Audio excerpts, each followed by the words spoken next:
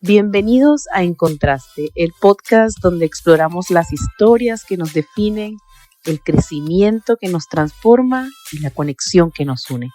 Aquí, cada experiencia es un puente hacia el entendimiento y cada paso nos lleva a una mejor conciencia. En cada episodio nos sumergimos en reflexiones, cuestionamientos y celebraciones de lo que nos hace humanos. Juntos reunimos recursos y herramientas para elevarnos hacia nuestra mejor versión. Yo soy Mariale y gracias por estar. Bienvenidos a un nuevo episodio de tu podcast En Contraste en esta segunda temporada. Este proyecto, muy agradecida estoy de estar cumpliendo su segundo año y de continuar recibiendo personas en la sala de mi casa de manera virtual. Yo soy Mariale y cada domingo intento traer para ustedes conversaciones enriquecedoras. Con este contraste de invitados que es casi imposible predecir quién será el siguiente, porque trato de traer para ustedes diferentes historias y recordarte que la tuya también cuenta y que cada experiencia que los invitados traen son un aporte para identificarnos y empatizar con los procesos de cada persona y entender que podemos venir de diferentes sitios, sin embargo podemos crecer y evolucionar escuchando las historias de los demás. Una manera poética y hermosa de dejarte saber por qué los boleros existen. ¿Y qué hay detrás de ellos? ¿Por qué se crearon? ¿Qué pensó ese autor o ese compositor cuando decidió crear una música? ¿Y quiénes son esas personas que, aunque tú no lo creas, son músicos? Yo quiero darle la bienvenida a Judith Rodríguez el día de hoy. ¿Cómo estás? Buenas noches. Gracias por aceptar la invitación. Estoy muy contenta de estar aquí contigo. Aquí yo también desde mi casa, desde mis espacios. Divina de poder compartir contigo, de poder acceder a tu gente a través de tu podcast. Siempre cada ventanita que se abre es una excelente oportunidad de poder llegar a más y más y más personas. Con mi discurso, así como tú llegas con el tuyo, con tu punto de vista, ahora aprovechando estas nuevas herramientas, ¿no? Que el medio somos nosotros también. Así es. Bueno, yo estoy agradecida porque cada persona que le dice que sí al proyecto es una invitación para creer y para seguir creando espacios de crecimiento personal, crecimiento profesional, para elevar nuestra mejor versión. Y una pregunta que he tratado que acompañe y ha sido uno de los propósitos del podcast y la razón por la que la creé, es crear ese vínculo, tratar de alinear eso que decidimos ser y hacer. Quizás tiene coherencia, congruencia, quizás no la hemos conseguido. Es tratar de desvirtuar un poco esto de que siempre somos lo que hacemos, sino que hay una esencia en particular en cada ser humano que si tratamos de leerla con detenimiento podamos encontrar eso que somos aun cuando no hacemos lo que hacemos. Entonces, una pregunta reglamentaria o de rutina que he tratado de mantener durante este año ha sido: ¿quién es mi invitado? ¿Quién es Judith si no cantase? Si no fuese economista, esa persona que se jubila y tomándose un café, si es la bebida de tu preferencia, y bueno, independientemente del rol que ocupe, sigue siendo Judith. Mira, yo creo que yo soy una soñadora irreductible. En el fondo de todas las cosas, soy una soñadora irreductible que cree en la tenacidad, que cree que, mira, las cosas se pueden intentar hacer aún cuando no las logres. Sencillamente con soñarlas y buscar las herramientas. Entonces, por supuesto, eso hace que tú todo el tiempo tengas un nuevo sueño, tengas un nuevo proyecto, tengas cosas por hacer. Y eso, entonces, por eso digo, ¿quién soy yo? Una grandísima soñadora que se monta en proyectos que pudieran ser, mira, no sé, yo no digo que imposibles, pero sí quijotescos, ¿no? Que está rodeada de un montón de gente anclada a tierra que siempre te estás diciendo, estás loca, pero ubícate, mírate en la foto, ya está el espejo, ¿entiendes? Que de repente subvierte realidades, pero siempre me ha gustado así, o sea, los retos. Eso es difícil, yo voy para allá. Eso es complicado, yo voy para allá.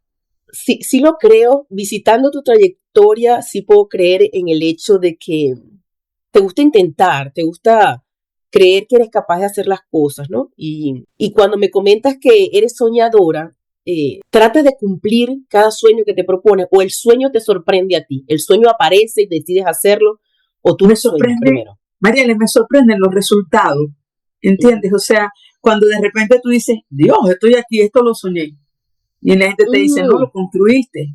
Entonces, Ok. no lo construiste. O sea, yo veo mi casa, por decir algo, mi casa no tiene nada de particular, sino que es igualita a mí. De repente no tiene, sí, mi casa no tiene forma, los muebles no forman parte de un juego de muebles, nada forma parte de un contexto, todo es función que de repente cuando los veo digo, ahí está, o sea, ahí está el mueble o la mesa que yo vi en aquella revista. ¿Te acuerdas? En aquella revista ama de casa que yo decía, pero eso existiría en Estados Unidos nada más, aquí no llega. Y de repente lo veo en una venta de garage y digo, ahí está. Yo lo soñé, yo lo vi, ¿entiendes? Entonces, cuando terminas viendo todos los objetos que tienes alrededor, tú dices, yo lo soñé y ellos llegaron, ¿no? Y, o sea, porque no es el tema de llegar, digamos, a la película El Secreto, ni al libro El Secreto, ni el eufemismo, porque a lo mejor yo soy muy pragmática. Y yo digo, el secreto no existe, existe la planificación estratégica. Entonces, pero sí reconozco que cuando visionas, cuando quieres algo, cuando lo pides, estás más atenta cuando lo consigues. Así. Sí, claro. Lo puedes distinguir en medio de la selva, del paisaje, del monte, lo que sea, y decir, eso está ahí, yo lo vi, yo lo soñé, igualito, ahí está, a ver, te lo tengo y me lo traigo. Y todo el mundo, ¿qué haces tú con ese cachivache? Porque yo lo vi en una revista hace 10.000 años. Entonces, sí, yo sí creo en eso de la visión, o sea, yo creo que la visión te da a ti como una inspiración, el imaginarte que esas cosas pueden ser tuyas, te da una inspiración. Pero si no planificas, ¿cómo lo vas a conseguir? Bueno, por eso te decía que el tema del secreto era más planificación estratégica que un acto mágico y fortuito donde la cuestión aparece, ¿no? Entonces, la visión es importante, muy importante, porque la visión te permite a ti construir con detalle eso que tú quieres, eso que tú viste, y por eso tú tienes que agarrar a la gente, a los muchachos cuando van empezando a estudiar, o sea, a cualquiera y decirle, ok, veamos, vamos a pararnos aquí, ¿cómo te ves tú? Y más que la visión, a mí que me tocó dar clases tantos años, y sobre todo clases de planificación, había que decirle a la gente, no cómo te visionas, cómo te ambicionas. Tú, cómo te ambicionas. Cómo te gusta, porque de repente tú te estás haciendo una visión desde tus limitaciones actuales. ¿Ves? Pero cuando yo te digo, ¿cómo te ambicionas? Entonces te digo, epa, abre la boca, abre el sueño. Y digo, chicos, yo me ambiciono, por ejemplo, ahorita, yo me ambiciono viajando por el mundo cantando. Yo me ambiciono llevando un abrazo musical a todos los venezolanos que están regados por el planeta Tierra, esos que me escriben en cada publicación de Instagram y me dicen, estoy en Tailandia, estoy en China, estoy en Ecuador, estoy en Chile, estoy en Uruguay, me tocaste el alma, estoy en El Salvador, ¿entiendes? Entonces tú dices, qué bonito sería que eso pudiera ser corpóreo y llegar hasta allá y ese abrazo que das por las redes se pudiera convertir en un beso real, porque yo que creo en la magia, ¿verdad? Y que soy absolutamente convencida de que nosotros no cantamos, nosotros solo transmitimos energía a través de la música, ¿okay? Y esa energía se nos devuelve y por eso temblamos y por eso lloramos y por eso hacemos cosas y por eso conectamos, tocamos almas, tenemos ese don para llegar hasta allá, para poder tocar esas almas. Entonces tú dices, yo sé que esa energía es mucho más grande cuando los tengo cerca que cuando me ven por un teléfono, por una pantalla, y yo quiero vivir eso de cerca. Entonces, tú dices, pero ¿cómo, loca? Tienes 65 años, no tienes patrocinante, no tienes sponsor, no importa, pero tú me dijiste a mí, ambiciónate. A mí no me ambicioné. ¿Sí, no? Sí, yo creo que eso le da a uno buscar la manera. Si uno realmente cree en ese proyecto, las cosas van fluyendo siempre y cuando yo creo que si las razones son las adecuadas, las cosas van fluyendo en sus tiempos. A veces uno se desespera un poco.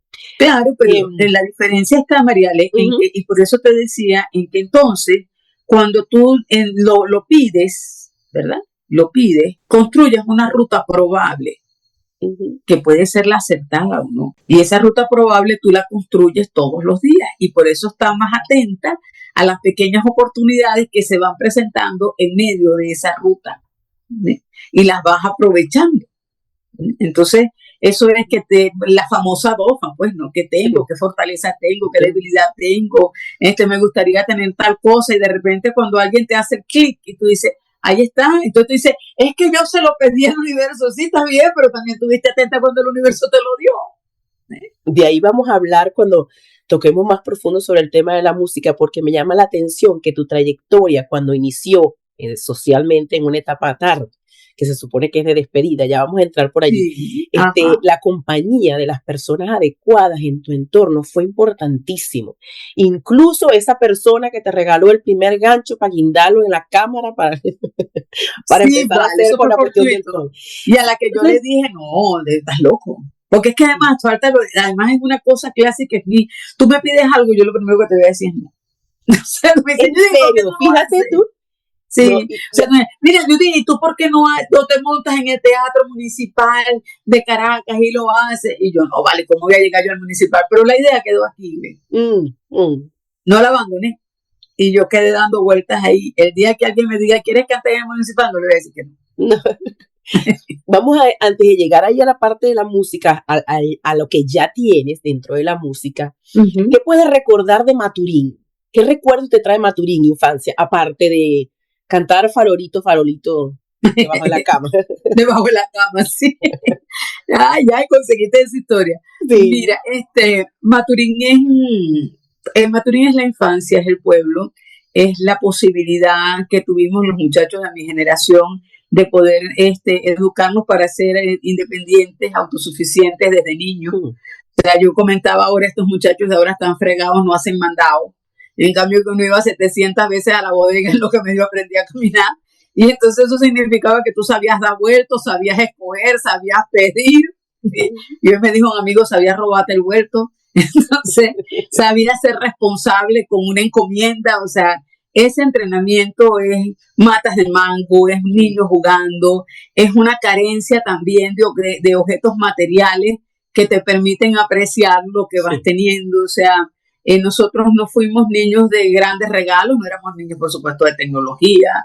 Los papás hacían un gran esfuerzo. Vivíamos en una comunidad también donde los papás hacían un gran esfuerzo en regalarte una muñequita X. Yo me quedé sorprendida cuando vi que la Barbie tenía mi edad, yo la descubrí en la universidad. Entonces, claro, porque no conocías marcas. Tú usabas pantalones, usabas camisas, yo usaba zapatos. Eso no tenía marca. Entonces, eso sí, tenías tus 3 comidas resueltas, tenías la obligación de ir a la escuela, de pasar tus materias, veías así como que, y a fulano lo rasparon, pero ¿y qué le pasa? O sea, era una cosa rara. Y sobre todo, ¿sabes qué? Que lo comentaba con la gente de mi barrio, porque todos crecimos en un barrio donde prácticamente todos nacimos ahí, somos amigos desde niños y estamos en contacto permanente, nos reunimos todas las Navidades. Y me comentaba una de ellas, me decía, ¿por qué todos nosotros nos graduamos en la universidad? ¿Por qué todos nosotros en esta calle, en este barrio, fuimos profesionales, crecimos? Y yo le digo, porque mi barrio quedaba al lado, digamos, de lo que llaman en Maturín las avenidas, la Luis del Valle, La Paz, o sea, unas avenidas donde estaba la gente de mayor poder adquisitivo, que construía sus grandes casas, que para nosotros eran mansiones. Y entonces, pero para nosotros ir al liceo, al SANS, teníamos que atravesar por esas avenidas. Y no era raro que nos tomáramos fotos en los portales de esas casas, haciéndonos pasar como que esas eran nuestras casas.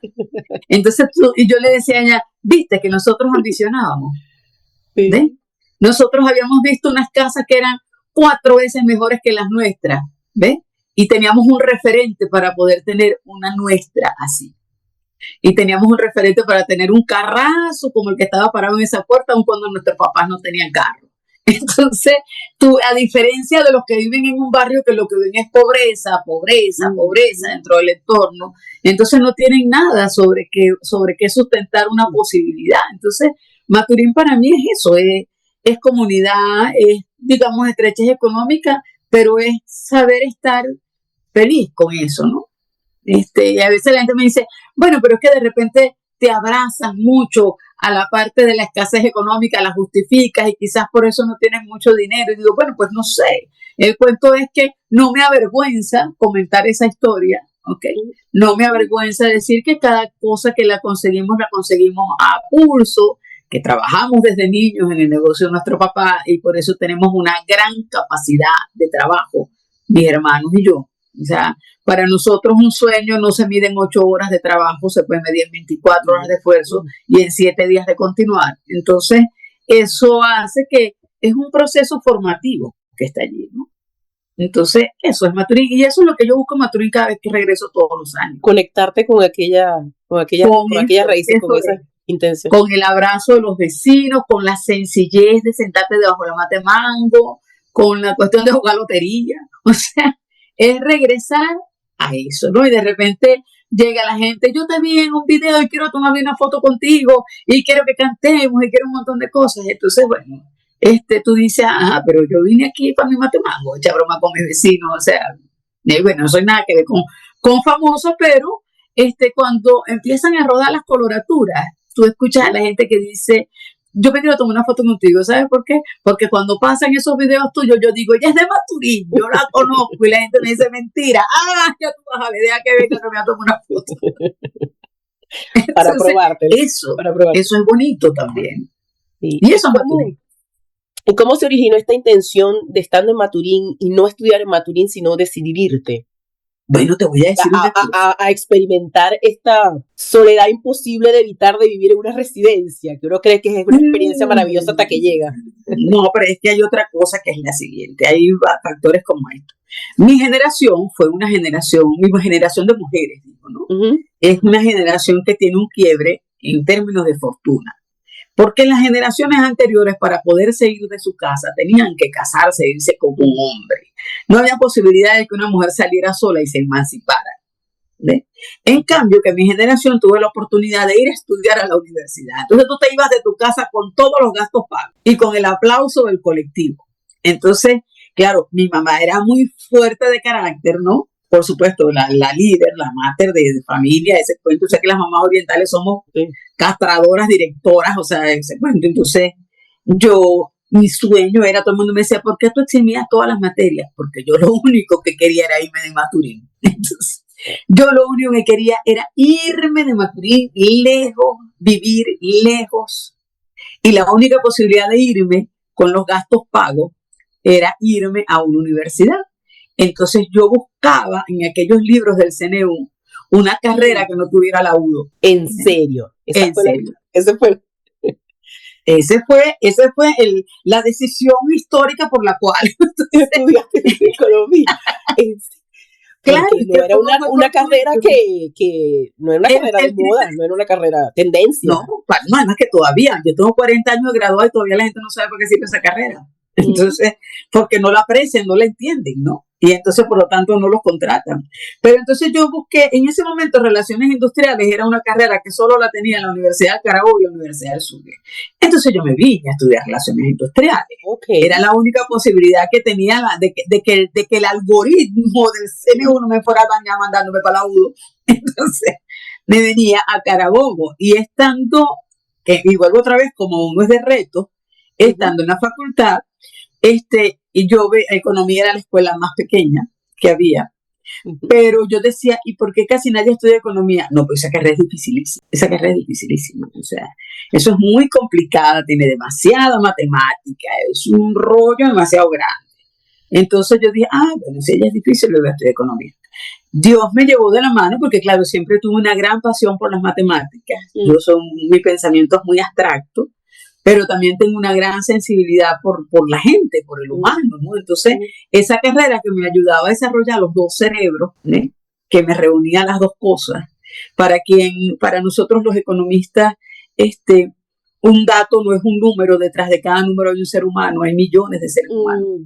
Y entonces, para nosotros, el trabajo tiene que terminar siendo el hombre, la gente, y el por qué reaccionan, porque toman las decisiones, y además entonces el fundamento de la economía es modificar esas realidades. Sabemos que para modificarlas es un proceso que puede llevar un plan y no hay nada en la vida más creativo. Entonces, que confluya. Entonces yo encontré allí el nicho ideal. Lo único que no analicé ni revisé fue el mercado. No estaba preparado para recibirte. Sí, exacto. No vi que cuando me graduara no iba a conseguir donde trabajar, ¿eh? Okay. Porque ni en la privada ni en la pública, y mucho menos en el Estado, pues no, se le daba peso, importancia a la planificación, se le daba peso, importancia a un economista que era un tipo que estaba desde arriba viendo procesos, viendo cosas, tomando decisiones para orientar un rumbo. Entonces, bueno, yo prefiero un contador que me lleve un balance y por lo menos lo puede firmar. Entonces, era mucho más complicado. Ese pedacito final no lo vi. Entonces, es una función como estratégica, más bien, más que de ejecución. Es que eso es. Por eso es que en esa publicación que tú mencionabas, el maestro Abreu, si quieres comentar un momentico lo del sí, Abreu. En una publicación del maestro Abreu, que para mí Abreu es un semidios, y como tal lo veo, Abreu, yo decía que Abreu explicaba que era un economista, porque los economistas hacemos imposibles, o sea, hacemos sueños. Aquí, cuando tú ves un economista de la talla de Massa Zavala, que ha sido uno de los grandes gurús nuestros de la economía venezolana, Massa decía, yo empecé estudiando medicina, decía Massa Zavala, y después, porque yo lo único que quería era ayudar a la gente. Y cuando yo estudié medicina, entendí que yo solamente iba a poder ayudar a los pacientes que estuvieran allí. Y después me puse a estudiar Derecho, porque pensé que siendo abogado, a través de las leyes y de las cosas, yo podía tener un ámbito más grande. Hasta que llegué a Economía y entendí que yo podía ayudar a todo un país, que yo podía cambiar la realidad de todo un mundo, de todo un contexto, ¿no? Y no del que fuera sujeto de la ley, y no del paciente que llegara a mi consulta. Entonces, que podía ayudar más desde ahí. Entonces, cuando tú ves a alguien como el maestro Abreu, que es un tipo que es capaz de diseñar una estrategia y decir, el objetivo de Abreu era crear una orquesta. No, el objetivo de Abreu era sacar de la pobreza a un montón de muchachos. El objetivo de Abreu era, como el de todos los economistas, pelear contra esa adversidad económica, pero una adversidad económica que daba vueltas en un círculo de una pobreza que no podía tener visión y que no podía tener ambición, porque no conocía otro mundo que no fuera ese. ¿Ves?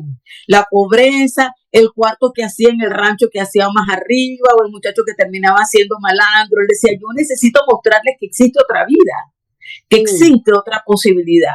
¿Y cuál es el mecanismo? Bueno, no puedo pelear con una escuela que lo que hace es reproducir esa miseria. No puedo pelear con un sistema económico que no se lo permite, ni puedo acceder a todo. Pero esto es una matriz, una pirámide que va multiplicando, donde uno me trae a dos, me trae a tres, pero yo tengo que hacer que eso sea posible. Que alguien vea que el muchachito de al lado pudo salir y pudo tener un sueño, pudo ponerse un traje, una corbata, salir vestido bonito, con su pelo cortado porque va para un concierto, con un instrumento en la espalda, ¿entiendes? Que se puede parar en una tarima y todos lo van a aplaudir y él se va a sentir una vez en la vida recompensado, reconocido, ¿ves? Entonces, si el instrumento es la orquesta, pues el instrumento es la orquesta, pero el objetivo final es sacarlo. Él no era músico. Él era músico. Okay. Él era músico porque él había estudiado música. Es más, él se vino a Caracas a estudiar en la escuela José Ángel Lama. O sea, que era, digamos, la matriz donde todos estudiaban música. De hecho, él viene de una familia de músicos que es tan espectacular que ellos emigran de Italia para Venezuela y se traen todos los instrumentos. Prácticamente emigró una orquesta. Entonces, y se vinieron todos con sus instrumentos y él crece en ese, lo cual quiere decir que para él la música es algo afín. Y a diferencia de muchas personas que deciden ser músicos, él no consigue rechazo cuando la gente dice que va a ser músico, ¿no? Se considera como algo natural. Natural. Exacto, pero tampoco era así como que lo de siempre. O sea, ok, si tú vas a ser músico, pero tú tienes que tener otra carrera, porque eso no es una carrera. Y una de las cosas que él traslada es eso, o sea, la música se convierte en una carrera, ¿sí? Que puede ser sustentable, de la cual puedes vivir, de la cual puedes tener respeto. Entonces, después que tú tienes una familia que asocia al músico con el borracho que sale de una fiesta, que amanece en una parranda, que siempre está pelando, que te espera como el músico tigrero, ¿verdad? Después que tú ves a toda esa gente que no quiere tener un hijo músico, a la vuelta de 20 años todo el mundo quería ser la mamá de Dudamel, y veías la oferta al revés, las mamás obligando a los muchachos a ir a clase. En los muchachitos que, mira, recuerda que tú no puedes andar corriendo bicicleta ni jugar béisbol porque te vas a dañar las manos. Es total. Yo tengo una hija que toca. Creo que quiero jugar béisbol, pero te vas a dañar las manos. Yo tengo una hija que toca contrabajo. Y ella tocaba en la orquesta sinfónica, pero ella empezó en Perú con la orquesta de Juan Diego Flores. Ay, qué belleza. sí, pero cuando nos vinimos de Venezuela ya estaba muy pequeña. Y nosotros Claro. pasamos primero por Perú 4 años y apenas llegamos allá empezó en el coro de Juan Diego y después estuvo en la Orquesta Sinfónica de Juan Diego Flores. Yo lo amo. Y sí, y cuando me llamaban del colegio que algo le había pasado, yo lo primero que preguntaba era por las manos. Sí, así es. Entonces, eso cambió, Mariale. Esa visión cambió. Entonces, cada uno de esos muchachitos fue ganando el respeto en el barrio. Y entonces todo el mundo quería tener un hijo así. Y empezaron a sacar. Entonces, mira todo el gran proceso de transformación, la cantidad de almas que rescató, ya son 1 millón de almas rescatadas. ¿Ves? Entonces, Eso hace la economía. La economía. Claro, porque es que tú lo ves y el tipo, yo no he visto un plan más perfecto que eso. Porque él agarró el plan y lo blindó, ¿verdad? Lo construyó y lo montó y dijo, ok, ahora que necesito apoyo financiero para buscar el plan, para buscar los recursos, para que esta onda expansiva pueda llegar y pueda multiplicar y se pueda regar y diseminar por toda Venezuela. Pero para eso necesito mostrar el resultado que puede tener esto. Y al mostrar el resultado, entonces buscó financiamiento y ayuda para poder sacar la oferta de afuera del país, porque sabía que a nosotros nos gusta más el aplauso de allá afuera que el aplauso de aquí adentro. Y entonces en lo que empezó a tener el aplauso de afuera y en lo que todo el mundo empezó a aplaudir esa idea ya de decir, pero qué maravilloso, pero mira las orquestas, pero mira los niños, la gente empezó a ver los lados, sí, claro, por supuesto, me tomo la foto contigo, es nuestro. Entonces cuando consigue el apoyo de la parte, digamos, financiera estatal, ¿no? Que por supuesto fue un elemento multiplicador porque, o sea, las empresas privadas no podían darle con la misma fuerza, ¿no? Y tú vas viendo y dices, cuando empiezan los detractores, dicen, bueno, pero es que los muchachos de la orquesta lo que tocan son 4 o 5 canciones y no, es que bien, yo no estoy construyendo virtuosos. Si alguien quiere ser un virtuoso de ahí, como tantos han salido virtuosos de allí, pues entonces que busquen la manera de desarrollarse en su instrumento y crecer en su carrera. Ojo, porque el propósito de esto, ¿sí?, es sacarlos del barrio. No, y la apertura emocional, psicológica, de disciplina, de trabajo en equipo. Así, de trabajo yo que lo he vivido, tuve mucho tiempo de cerca. Mientras eso estuvo pasando, fui como mamá brigadista, era la que acompañaba a los niños a los conciertos, ayudaba con la carga de los instrumentos, todas estas cosas. Y podías ver de cerca, te estoy hablando de niños desde 8, 9 años, 10 años, que tú dices, wow, cómo se transforman, que tú los puedes ver jugando media hora de recreo y al momento que tocan el instrumento o que toman el instrumento para empezar a ensayar, es una transformación total. El respeto. Total. El respeto. Entonces, ¿qué le diste tú a ese niño? Le diste el tú si puedes. Que eso es una cosa que no te la quita nadie. Eso es un empoderamiento que cuando lo tienes desde niño no hay quien te lo arrebate. Y eso te acompaña el resto de tu vida. El tú si puedes. Después le dijiste que era con trabajo que se conseguía, porque ni siquiera el más virtuoso, como la gente piensa, agarra un instrumento y enseguida está tocando a Vivaldi. No, son miles de horas. Los músicos de verdad saben que tienen que ensayar 6 y 8 horas diarias para poder tener siquiera una cierta destreza con un instrumento, ¿no? Entonces, le enseñaste eso, el trabajo continuo, permanente, sin cansancio. Si la mayoría de los músicos dicen que cuando, maestro, estamos cansados, y Abreu le decía, el cansancio es mental, vamos a seguir. Entonces, claro, un tipo de eso está preparado para las guerras, Mariale. Eso no lo derrota cualquiera. Sí. ¿Ves? Entonces, tú estás construyendo esas fortalezas emocionales y construiste todo un sistema. ¿Cómo lo blindé? Lo blindé cuando conseguí que el mundo dijera, yo quiero repetir la historia, o sea, porque estaba claro que ese sistema se lo podían implosionar por un problema político en cualquier momento. ¿Ves? Y cuando la gente comienza a cuestionar que Dudamel tocó en el entierro fulano, que el maestro se tomó una foto con Perencejo, el tipo podía decir, me la he tomado con 15 presidentes, ¿ok? Y me la voy a tomar con quien me la tenga que tomar, porque este proyecto tiene 50 años y yo no lo voy a tirar por un despeñadero, porque tengo 1 millón de almas comprometidas aquí, que son mi responsabilidad, ¿ves? Y no voy a dejar que entre en tu discusión política ni en tu diatriba política, porque cuando esta mala hora pase, la orquesta va a estar ahí, de pie, sacando muchachos de la pobreza. Y ha sido porque los que han migrado son personas que se sienten identificados, que aun cuando no están en el sistema ya, teóricamente, forma parte de ellos. Es donde van, donde van son una representación y así lo sienten, o sea, no es, es recíproca, son una representación de lo que allí aprendieron y es una conducta, lo puedes ver que conductualmente sabes que vienen de un sitio determinado. A mí que me tocó ver el comparativo, a mi hija que se llama Camila le daba clase una profesora, la directora de este grupo de donde estaba en Juan Diego, era una egresada del sistema. Era la directora de la orquesta y tú podías ver que el nivel de disciplina e incluso los detalles al tomar el instrumento, al salir y entrar de un concierto, estos pequeños detalles que pueden parecer que lo único que te voy a enseñar es a tocar el instrumento, estos detalles desde el primer momento que tú entras a un concierto hasta que sales eran totalmente limpios y tú podrías saber de dónde venía esa escuela, ¿sabes? Era fácil de identificar que tenían una cultura clara dentro del sistema o tienen una cultura clara dentro del sistema. Porque además, además hay otra cosa, que es que lo que la gente no sabe, porque es que mucha gente habla de este tema y no conoce los intríngulis de lo que es una orquesta. En una orquesta, primero, y lo descubrí cuando llegué a la música con muchísimo asombro, la verticalidad. La verticalidad indiscutible con un líder que baja la línea y nadie la cuestiona, nadie la discute. Está escrita en papel, y así se hace. Y si hay algún creativo que la quiera hacer distinta, tendremos que modificar el papel y salirse del cuento. Entonces todo el mundo sabe que son una parte del engranaje. Y que en esa parte del engranaje a usted le toca hacer fufu y no es fa-fa, es fufu, si no está afuera. ¿Ves? Entonces todo el mundo, a la hora de alinearse, todo el mundo respeta la línea, todo el mundo atiende al director, todo el mundo... Y después, cuando salgamos de ahí, si quieres, discutimos, nos caemos a piña, lo que tú quieras. Pero cuando el director me hace así, yo no toco. ¿Sí? Cuando el director me hace así, yo entro. ¿Sí? Entonces, ese conocimiento del rol de cada quien y la importancia de que no quiero agentes libres y de que cada quien sume en el pedacito que le toca, eso es importante para construir una sociedad.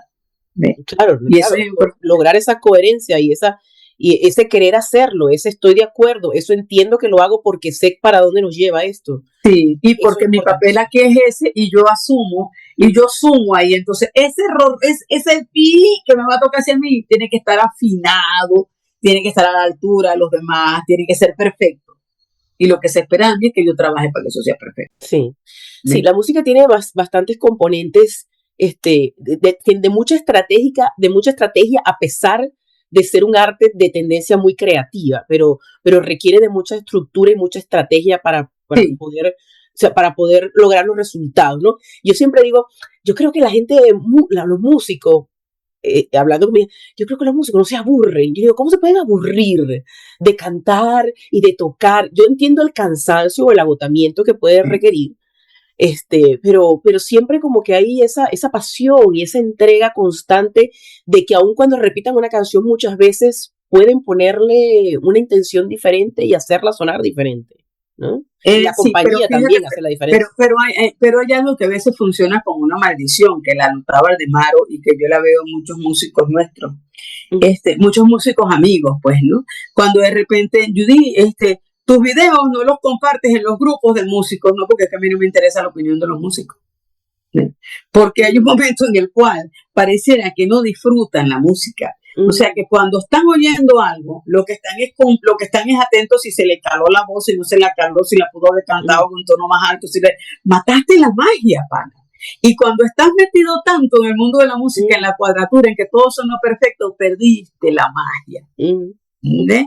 Perdiste la magia, no, se te olvidó. Entonces dice, no, pero es que esa banda es muy desafinada, pero mira cómo la gente la aplaude, la grita, la ama, la adora, porque esa banda conectó con ellos. Ese público normal, común y corriente que está ahí, no está entendiendo quién está desafinado y quién no. Así. ¿Ves? Él está entendiendo que esos tienen una parranda montaña arriba y que él se está gozando esa parranda. Eso es lo que ellos entienden. Entonces, a veces, con ese perfeccionismo extremo que puede resultar castrante, que entonces tú no aprecias, sino, bueno, sí, sí, fulano toca bien, pero tú tienes que escuchar a Chick Corea. Así, Perseo toca bien el piano, pero tienes que escuchar. Yo lo estoy escuchando a él, que lo está haciendo bonito, que me llegó al alma, que me tocó, que me acompañó. Entonces, entiendo, pues, o sea, nada, por eso es que digo, yo no trabajo para músicos, y cuando los músicos entran a mis cuentas, por lo general entran a descalificar el trabajo que está allí. Yo me voy a escuchar los mensajes de los mortales. La gente normal, común y corriente, que no esperaba más, que conectó. Por eso digo y por eso inicié como inicié. Pienso que para hacer las cosas de la forma en que tú lo haces, y vamos a colocar un poco en contexto a las personas que nos están escuchando, eres una persona que no ha estudiado música de profesión, que no ha tenido escuela, por lo menos al momento de iniciar, así no fueron tus inicios, ¿ok? Entonces, es algo que te gusta hacer, que en algún momento se te dijo que se te daba bien, que entiendo que vino un reconocimiento externo primero para tú internalizar, porque fue luego de la universidad y a una edad más adulta, y aún seguiste insistiendo, haciendo propuestas que tú consideras que podían vincular a las personas a un amor genuino por la música y la historia que viene con ello.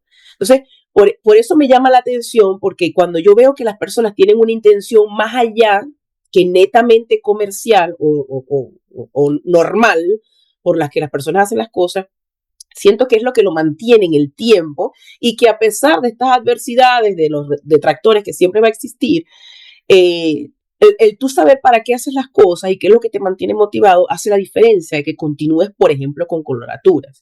Entonces, cuando hablamos de que entras en una edad socialmente tarde, cuando tú decías, bueno, esa gente, generalmente a esa edad la gente se está despidiendo y yo estaba entrando. ¿Cómo decides? Entiendo que tenías la compañía del 4 desde la universidad. ¿Por qué el 4? Sí, pero nunca fui virtuosa. El 4, porque el 4 es un instrumento que estaba en todas las casas, existía en todos lados, era demasiado básico. Había manualitos, el del piano, y tú agarrabas y le ibas dando tu tambor pintón. Mira, y con 4 notas tú podías tocar todo el repertorio de Chelique. Y después cuando llegó el de Gualberto, le metía 3 notas más y tocaba Gualberto. ¿Entiendes? O sea, además que pertenecíamos a una generación maravillosa, donde no habían virtuosos del 4. ¿Ves? Donde cualquiera agarraba un 4, tocaba y amenizaba una fiesta donde todos amanecíamos cantando y tocando. No era una generación para que me vieran. La gente no cantaba para que la vieran y la aplaudieran. La gente cantaba para divertirse, para hacer un coro, y no importa si desafinaban o no. Ahora tú te consigas a cualquiera y le dices, canta. Sí, pero no, yo canto horrible. A mí me da pena, yo no canto. Pero ¿cómo tú te vas a privar del privilegio de drenar una emoción con tu voz, con una canción? Porque a otro les parezca que no le llegas al tono. ¿Tú sabes lo que significa eso? Cantar es sacar tu alma, es algo tan de adentro que tú no necesitas que otro te aplauda, porque tú no vas a grabar un disco, ¿entiendes? Tú quieres exteriorizar.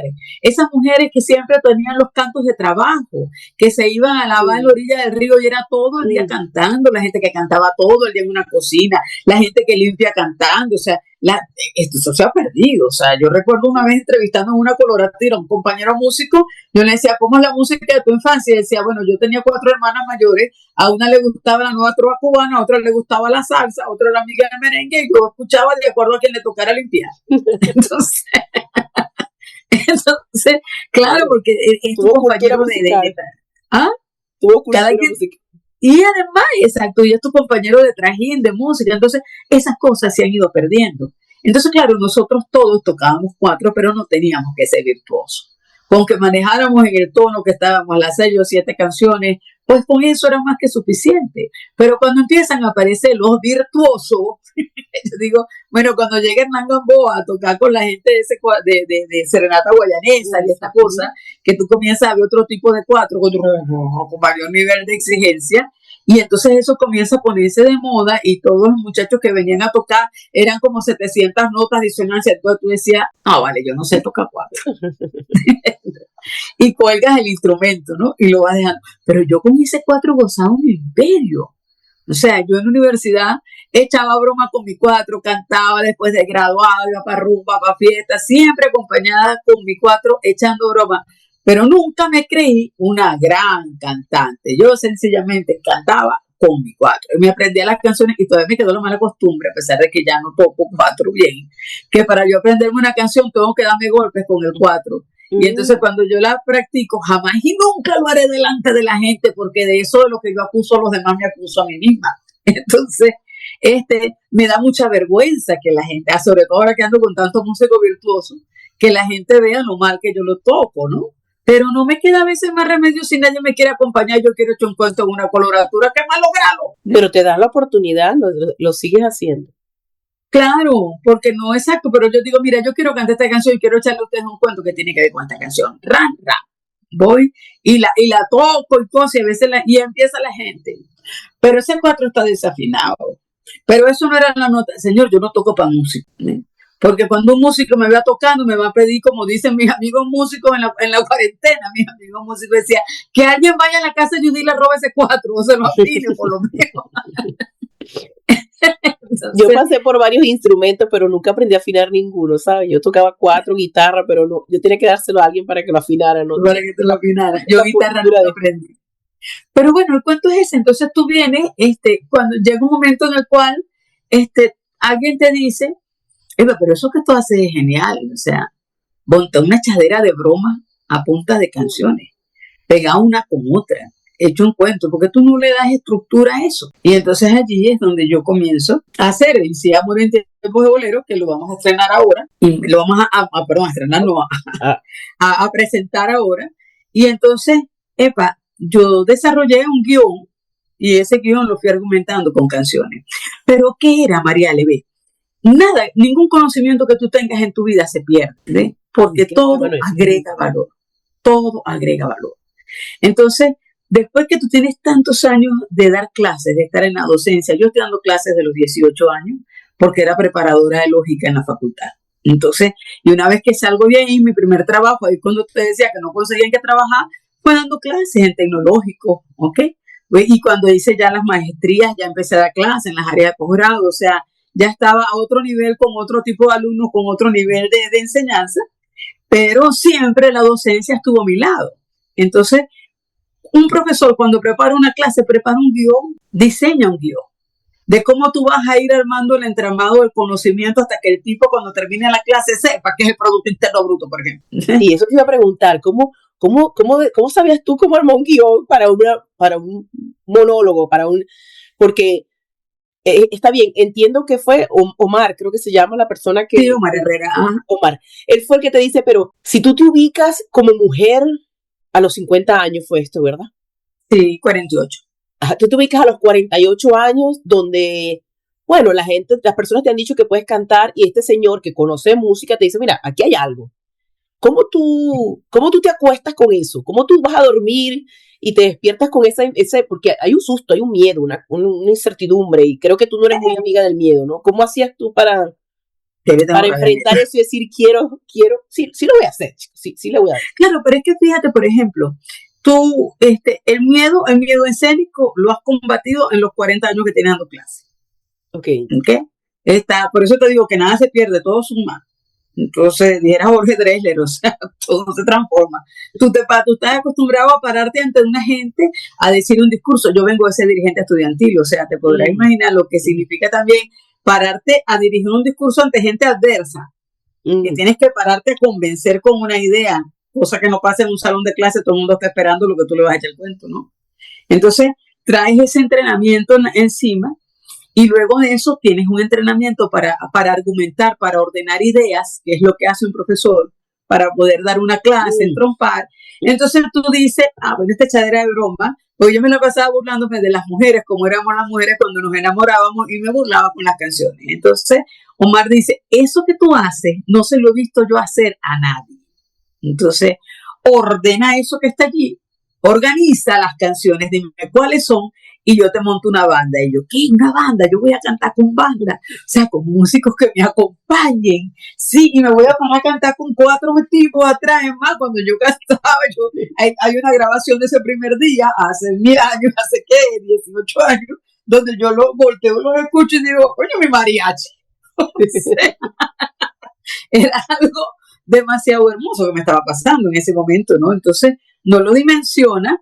Pero ¿qué fue lo que agarré yo? Bueno, yo soy una mujer que tiene 48 años, que ha pasado por toda la historia de las presiones sociales que tenemos las mujeres, y arranco entonces el discurso sobre la primera presión social, que es el indicador de gestión según el cual si una mujer no se casa no sirvió para nada. ¿Sí? Entonces no importa cuántas maestrías, cuántos doctorados, cuántas vidas haya salvado, cuántas cosas haya hecho, pero si usted no se casa, compañera, o sea... Usted viene Amor en tiempo de bolero es, tú conectas historias de la vida de la mujer de con canciones, con boleros. Exacto. Entonces, claro, yo lo voy narrando a través de las mujeres, ¿no? O sea, de las canciones. Entonces digo, ok, aquí tengo este tema de que las mujeres, entonces, desde niñita, a ti no te prepararon para otra cosa, sino para el matrimonio. De hecho, desde niñita, cuando a ti te dicen que puedes ir a la universidad y estudiar y tener una carrera, es porque te están diciendo para que no le aguante vaina a hombre. Entonces, todo giraba en relación a la pareja. O sea, usted tiene que estudiar y prepararse para que cuando usted se casa, si ese hombre no sirve, usted lo manda para el carrizo y usted no tiene por qué estar aguantando broma a hombre. Entonces, nunca era para que seas una profesional, una científica, te desarrolles, tengas éxito. No. Entonces, usted tiene que aprender a cocinar, a lavar y a hacer toda la cosa, porque los hombres se mantienen, es así es como ellos están en la casa. Entonces, bueno, el amor asistencial también lo tengo que desarrollar, ¿no? Entonces, usted tiene que ser buena en la cama, una matajari, una cosa de esa, pues si no, el hombre se va. Entonces, toda la vida giraba en relación, el entorno en cuanto al hombre. Entonces, desde chiquita tú estás obligada a amar. Entonces, claro, y de hecho, entonces tú comienzas a cantar canciones que tienen que ver con eso. Y dice, bueno, por ejemplo, la canción más machista que existe, una que dice, la mujer que al amor no se asoma, no merece llamarse mujer, olvídalo. Entonces, claro. Entonces tú puedes comenzar desde allí y puedes empezar con presentimiento, donde la tipa entonces está esperando siempre el príncipe azul, que la va a saltar en cualquier momento porque ella va a llegar al matrimonio amando, ¿entiendes? Y todo ese, y te montas en todo ese autobús y sales desde ahí, desde el enamoramiento, ¿verdad? Y vas entonces hasta el final, cuando ya cantas la canción número 30, que es la última canción, cantas la canción de empoderamiento femenino más grande y te llevas la sorpresa cuando descubres que tienes un auditorium de 200 mujeres que la están cantando todas a coro, así tengan 20, 40, 60 o 80 años. ¿Y sabes cuál es? Quiero amanecer con alguien. Y todas la cantan y todas la gritan y es la cosa más emocionante del mundo. Cuando tú cierras y ves a una mujer de 80 años decir, quiero amanecer con alguien. Y no es para acostarme. O sea, quiero amanecer con alguien cuya fuerza por regirme me seduzca, que sepa cómo amarme, que no quiera cambiarme, o sea, que me respete. ¿Sí?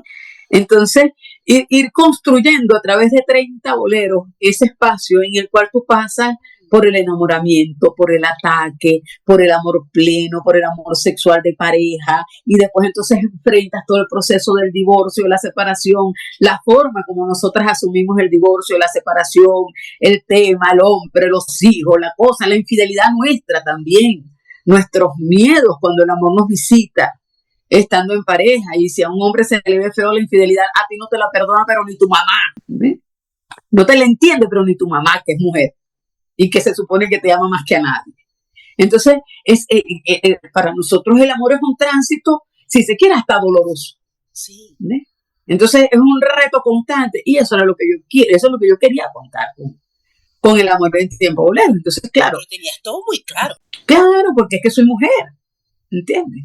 Soy mujer y entonces... Y la investigación que tenías que hacer para ubicar esas canciones, aun cuando ya tenías un repertorio, como que tenías un background ya establecido. Las vas buscando y las vas modificando. O sea, de hecho, Amor en Tiempo Bolero se presenta el 13 y hay 2 temas que salen y entran 2 temas nuevos, ¿ves? Que no estaban antes, porque de repente tú dices, causales de los divorcios en las parejas. Entonces tú dices, causales de los divorcios en la pareja, la más grande, el hastío, el fastidio.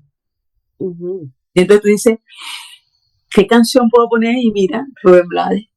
Están tomándose un café, sentados sin saber por qué, sin tema para conversar, no saben ni a dónde mirar. Claro, entonces tú dices, ¿cuántos no están ahí sentados? Así prolongan el final. Entonces, aunque ya todo les da igual. Entonces, no, ¿cómo puede? Yo me imagino que te consideras con muchas personas que no habían entendido las canciones hasta ese momento. No, eso es a cada rato. Las que te porfían y te dicen, esa canción no dice eso. O sea, sí lo dice. No lo dice, eso es mentira tuya. Yo la tengo en el carro, yo la escucho 1000 veces. Sí lo dice. vuélvelo a escuchar y te vas a dar cuenta que sí lo dice. La volteaste y yo, claro, porque es que la canción puede tener un sentido distinto en función de cuando tú la cantas. O sea, mira, en estos días lo comentábamos, Mariale, porque hablábamos de alguien que decía, toda una vida me estaría contigo, no me importa en qué forma, ni dónde, ni cómo, pero junto a ti. Cántasela a tu papá, para que veas cómo cambia. Sí. Cuando una hija va y le dice a su papá, no me cansaría de decirte siempre, pero siempre, siempre, que eres en mi vida, ansiedad, angustia, toda una vida, te estaría mirando, te estaría cuidando. Entonces tú dices, mira cómo cambió la canción. Cuando la dirigí a otra persona con la misma letra, ¿sí? Pero con una intención diferente, pues, ¿no? Entonces una vez alguien me dijo, yo se la quiero regalar a mi papá porque es un halago para él, porque yo soy feliz de ser su hija y yo toda una vida me la pasaría con él. ¿Sí? Entonces dice, ya no es hombre, ya no es una pareja. La cambió. Sí, pero tú das esa oportunidad, porque también sabes que se tiene la tendencia a pensar, yo crecí con boleros. Ajá. Mis papás, uff. Generacionalmente le corresponden, sí. Sí, pero yo no me di cuenta de lo mucho que me gustaba hasta que uno crece y se va. Claro. Y uno empieza a hacer su propia selección de repertorio. Y cuando tú empiezas a escuchar canciones que yo a veces estoy escuchándolas y inmediatamente se las envío a ella. Sí, y me hace las envío. Le digo, mira lo que estoy escuchando. Me dice, caramba, que estás en esa época. Y yo le digo, pero que fíjate cómo me quedo y me gusta la emoción que deja, ¿no? Adicional a regresarme a momentos que tú sabes que, incluyendo el proceso migratorio, no tienes más, ¿no? Sí. Y que se relaciona el bolero con historias de amor. Siempre es un encuentro o un desencuentro. El tema del bolero es el amor. El bolero no trata otra cosa que no sea el amor. Y cuando trata otro tema, que son muy pocos los boleros que pueden estar ahí, pudiera ser el amor a la patria, ¿no? Como en el caso de ese. Pero no trata, su leitmotiv es el amor. Pero el bolero te trata el amor con poesía, con un contenido poético muy profundo, cargado de metáforas muy bonitas. El bolero no es descriptivo en el nivel de detalle siempre, y tampoco se detiene, porque es Caribe. Él corresponde a nuestra sociología, ¿entiendes? Y entonces cuando usted consigue un bolero que tiene mucho así, córtame las venas, mucho, escriba lo que eso es un tango al que le metieron un bongo y lo convirtieron en bolero.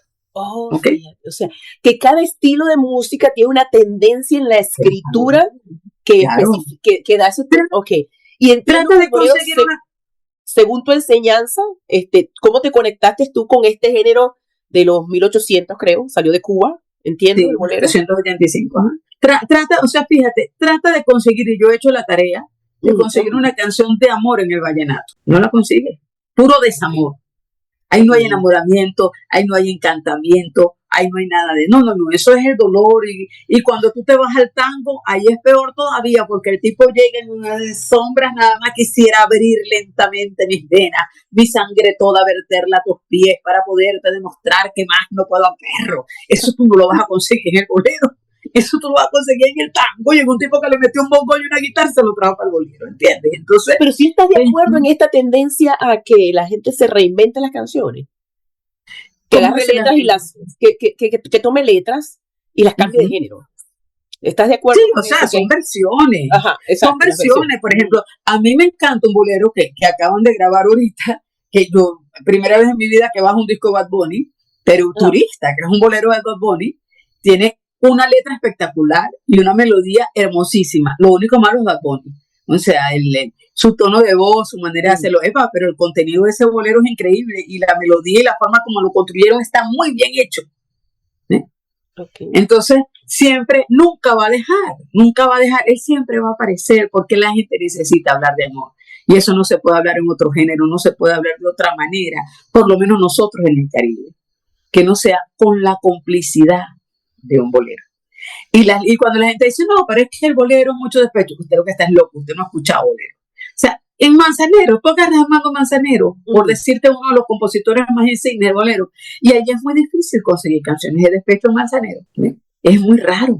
Las canciones de Manzanero son de amor, o sea, somos novios, contigo aprendí, esta tarde vi llover, o sea, ese tipo de seguimos juntos, o sea, ese tipo de temas, parece que fue ayer, la misma por debajo de la mesa, no sé tú, o sea, todas son canciones de amor, donde no hay prácticamente dolor, ¿sí?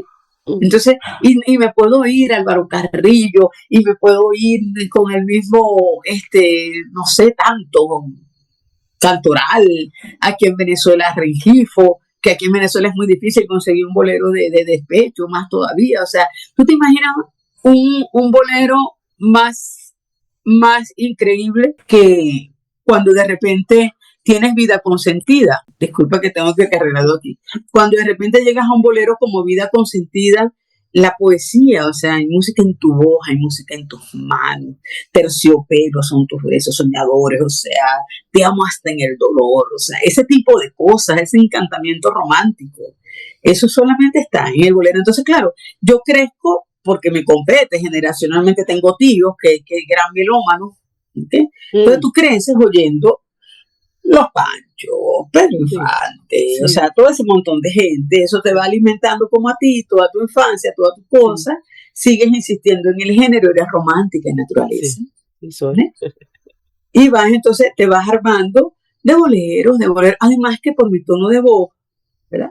Que siempre me ha gustado, que soy contralto, ¿entiendes? Entonces era el tono de voz que iba más a mi tesitura, era el género que iba más a mi tesitura, y entonces yo cantaba y me enganchaba con las letras, o sea, con los boleros con contenido, con comida, valses, canciones, o ¿cómo es que es? O baladas, ¿ok? Que tuviera un contenido romántico. Entonces, bueno, nada, era mucho más fácil para mí entonces empezar a construir esta historia a punta de canciones. Y luego entonces ir descubriendo el público, ¿no?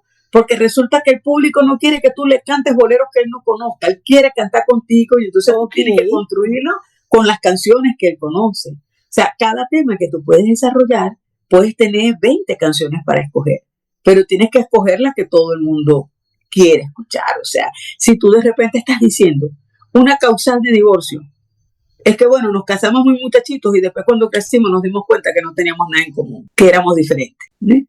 Entonces tú puedes tener 1000 boleros para escoger, pero el que pega ahí es ya me convencí que seguir los dos es imposible. ¿Qué le voy a hacer si al buscar somos diferentes? Entonces, ¿ves?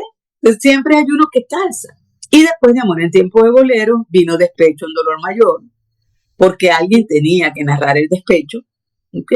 Y entonces ya te tienes que sumergir en ese mundo, y de repente un amigo psiquiatra me ayudó y empezamos a ver las etapas, que era la negación, y luego la autodestrucción, y luego el tema de la aceptación, y luego el tema de... Entonces lo vas viendo y dices, ok, en este tránsito hay cualquier cantidad de chistes, de cuentos que tú reúnes en los amigos, y sobre todo tú haces una propuesta primaria, pero después cuando sales, que la gente te encuentra en el supermercado o en la calle, te llaman y te dicen, tú tienes que echar este cuento.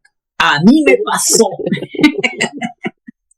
Y cuando colocas los cuentos, cuando colocas las historias, las anécdotas, es entre cada bolero, también los ilustras con el compositor, quién le escribió, con la época, con el país. Porque es muy distinto como construyen el bolero los mexicanos, los puertorriqueños o los cubanos. ¿Sí? Incluso la sonoridad, porque el bolero cuando nace en Cuba nace con guitarras, ¿no? Y a pesar de que habían pianistas, pero el bolero comienza a desarrollarse con pianos en México, ¿sí? Y después entonces los cubanos, que ya venían masoneando, porque había mucha fluidez por el intercambio comercial, por todas estas cosas. Entonces, todo suma, ¿no? Porque imagínate tú, Mariale, ahorita tú vas a exportar y llevas eso en un contenedor, y cuando ese bicho pasa por un puerto con una grúa pórtico, tarda 5 minutos en bajar el contenedor, y ese barco lo puedes descargar 400 contenedores en una tarde.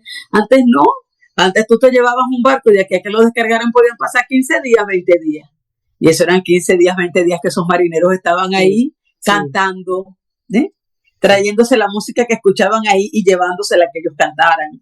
¿Sí? Y ahí se daba la fluidez en una época en la que no había radio, en la que no había televisión, en la que no había ese tipo de cosas. Entonces, eso, la música es agua, tú no la puedes detener. ella rueda, ella fluye, ella se mete por los Sí. rincones, ella se mezcla, ella va. Y se amalgama en cualquier situación. Y así es. Es Y entonces, compatible con cualquier situación. claro, entonces tú agarras y dices, ok, estos bichos empezaron aquí con las guitarras y en lo que llegó a México, pero en lo que llegó a la parte de Mérida, allá había con guitarra, pero de aquí a que llegar a la Ciudad de México, entonces ya empieza la gente a tocarla con piano, pero en lo que arranca el cine mexicano, entonces agarran y le meten los violines y las trompetas de un mariachi y nace el bolero ranchero.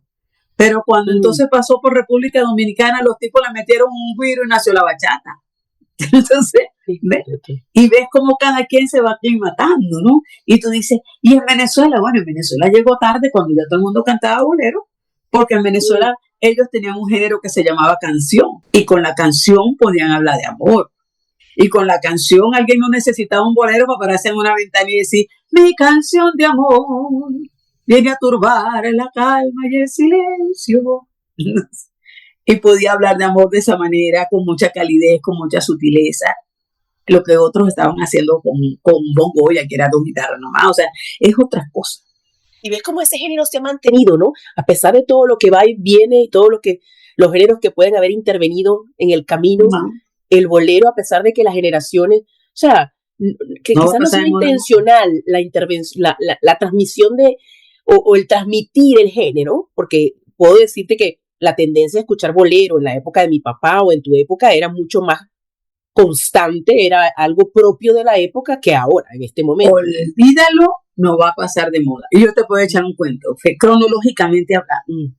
En los años 70, cuando Felipe Pirela estaba ya al final de su carrera, venía el bolero en declive y venía entrando la balada, que aun cuando es una expresión del bolero, si tú ves, cuando tú oyes a la gente cantando bolero, el bolero se susurra, se canta bajito, tiene otro contenido. La balada es qué triste, no sé si puedo verte después. O sea, tiene una fuerza mayor que no es solamente la instrumentación.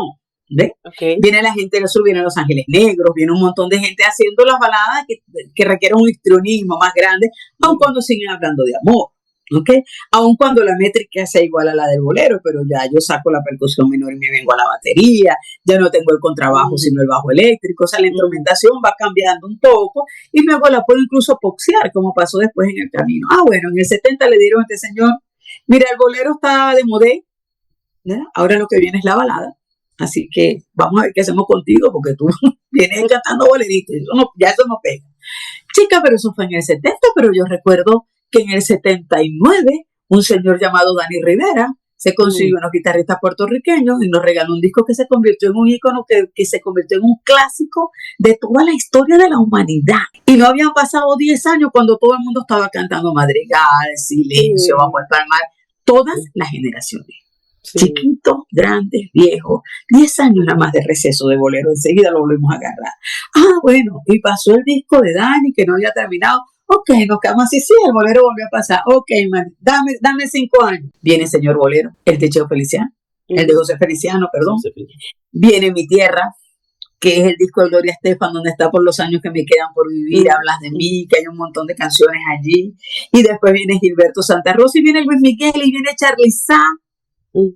¿Y cuántos años no nos echamos cantando boleros ahí? Sí, de Luis Miguel. Agarramos el bolero en los 90 por cuenta nuestra, y nos echamos una década completa cantando bolero. Porque al final terminó Gilberto Santa Rosa cantando bolero. ¿Okay? Y fueron tremendos discos de boleros que son clásicos. ¿Ves? Que hay gente que agarra y dice, no, los discos romances de Juan Gabriel son los mejores discos, de Luis Miguel son los mejores discos de bolero. ¿Y a ti no te gustó el disco de bolero que hizo Gilberto Santa Rosa, donde está Loco, donde está No pensé enamorarme otra vez, donde está, pero a mí me encantó el disco de bolero que hizo este muchacho, el mexicano, que tiene los ojos claros, que la mamá es actriz, Cristian Castro. Y a mí me encanta Cristian, y todo eso salió en esa década. ¿Ves? Y ahorita estamos en el 2020. ¿Y quién viene? Y me encuentro entonces, como te dije hace rato, con que Malú acaba de grabar un bolero. Y Noré compone bolero, su contrato con Sony. El contrato de Noré con Sony es para hacer 5 discos de bolero. ¿Oh, sí? Claro.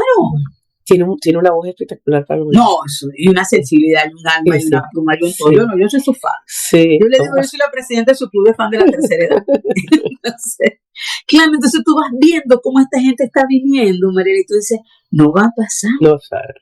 No puede pasar. ¿Por qué? Porque nosotros no vamos a renunciar nunca a la amor. Sí. Y tú Y no ha sido puedes la mejor manera, ¿verdad? Ha sido la mejor manera de contar el amor en todas sus facetas. Claro, y con él tú seduces, con él tú lloras, con él tú te empoderas, con él tú te armas, ¿no? O sea, el amor. Entonces, del amor se habla, es en bolero. Y es ese, porque entiendo que cantas mucho, solo que como que has decidido involucrarte o quedarte en el bolero como sistema de creación de proyectos y de los monólogos que haces, ¿no? Pero sí haces muchas otras tendencias. No, más bien al contrario. O sea, yo no canto, lo que no canto es movido. O sea, ni salsa. Yo puedo llegar hasta el chacha. Pero siempre le digo a la gente, no me pongan a cantar salsa, por la sencilla razón de que yo me siento rullido. Acá el personaje de Radio Rochela, ¿te acuerdas? Soy la salsa, agua que me quemo. No. Tú no te sientes identificado. No, yo siempre le explico a la gente y le digo, mira, el bolero es un género tan fregado, que es muy difícil encontrar los cantantes de salsa que hagan buenos boleros. ¿Ve? Y los podemos contar con las manos. Benny Moré, que fue un gran cantante que manejó los dos géneros. Celia Cruz, que manejó los dos géneros. Héctor Lavoe, Cheo Feliciano. ¿Tú has visto a Dani Rivera cantando salsa? No, es un tremendo cantante de bolero. Estos cuatro lo podrían hacer. Entonces, no es difícil. A mí no me gusta Santa Rosa cantando bolero, pero es cuestión de gusto, lo puedes meter aquí. Y Oscar de León grabó un disco bolero que no lo compró nadie, porque nadie le compró la idea ni el proyecto. ¿Ve? Entonces, porque no se le da a todo el mundo. Requiere alma, requiere interpretación, requiere conexión, porque además te voy a decir algo. En el bolero no importa el color de tu voz, ni importa tu registro, ni importa tu potencia. En el bolero importa es la emoción que tú transmites, que tú tengas la fibra para poder llegar allá. Porque tú puedes cantar una canción y cuando terminas, sí, la cantó preciosa. ¿De qué hablaba la canción? Sí. No sé, no te la puedo decir. Si no te pudo decir la canción y no te la pudo contar, no la cantó.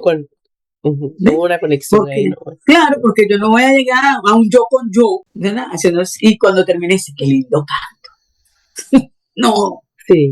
Sí, tienes razón. Crear esa conexión y eso lo hace muy bien el bolero, porque es una invitación ya instantánea a conectarse con la letra porque saben que viene una historia detrás de ella. Porque tienes que contarla y tienes que contarla. Entonces, por eso tú puedes entender por qué un manzanero que no cantaba nada agarró ese disco, el famoso disco negro Manzanero y Loro, porque tú puedes entender cómo es que Agustín Lara, que tampoco cantaba nada, podía vender todas las canciones y sus discos se vendían y se seguían escuchando. Y Django, que tiene una voz rota, pero yo amo cuando Django canta, yo no lo sabía, y sin darme cuenta me fui enamorando.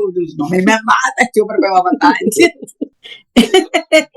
Mira, Judy, ¿y cómo pasamos de decir, mira, crea ese proyecto ahí que vamos a ver qué hacemos con eso, a grabar 3?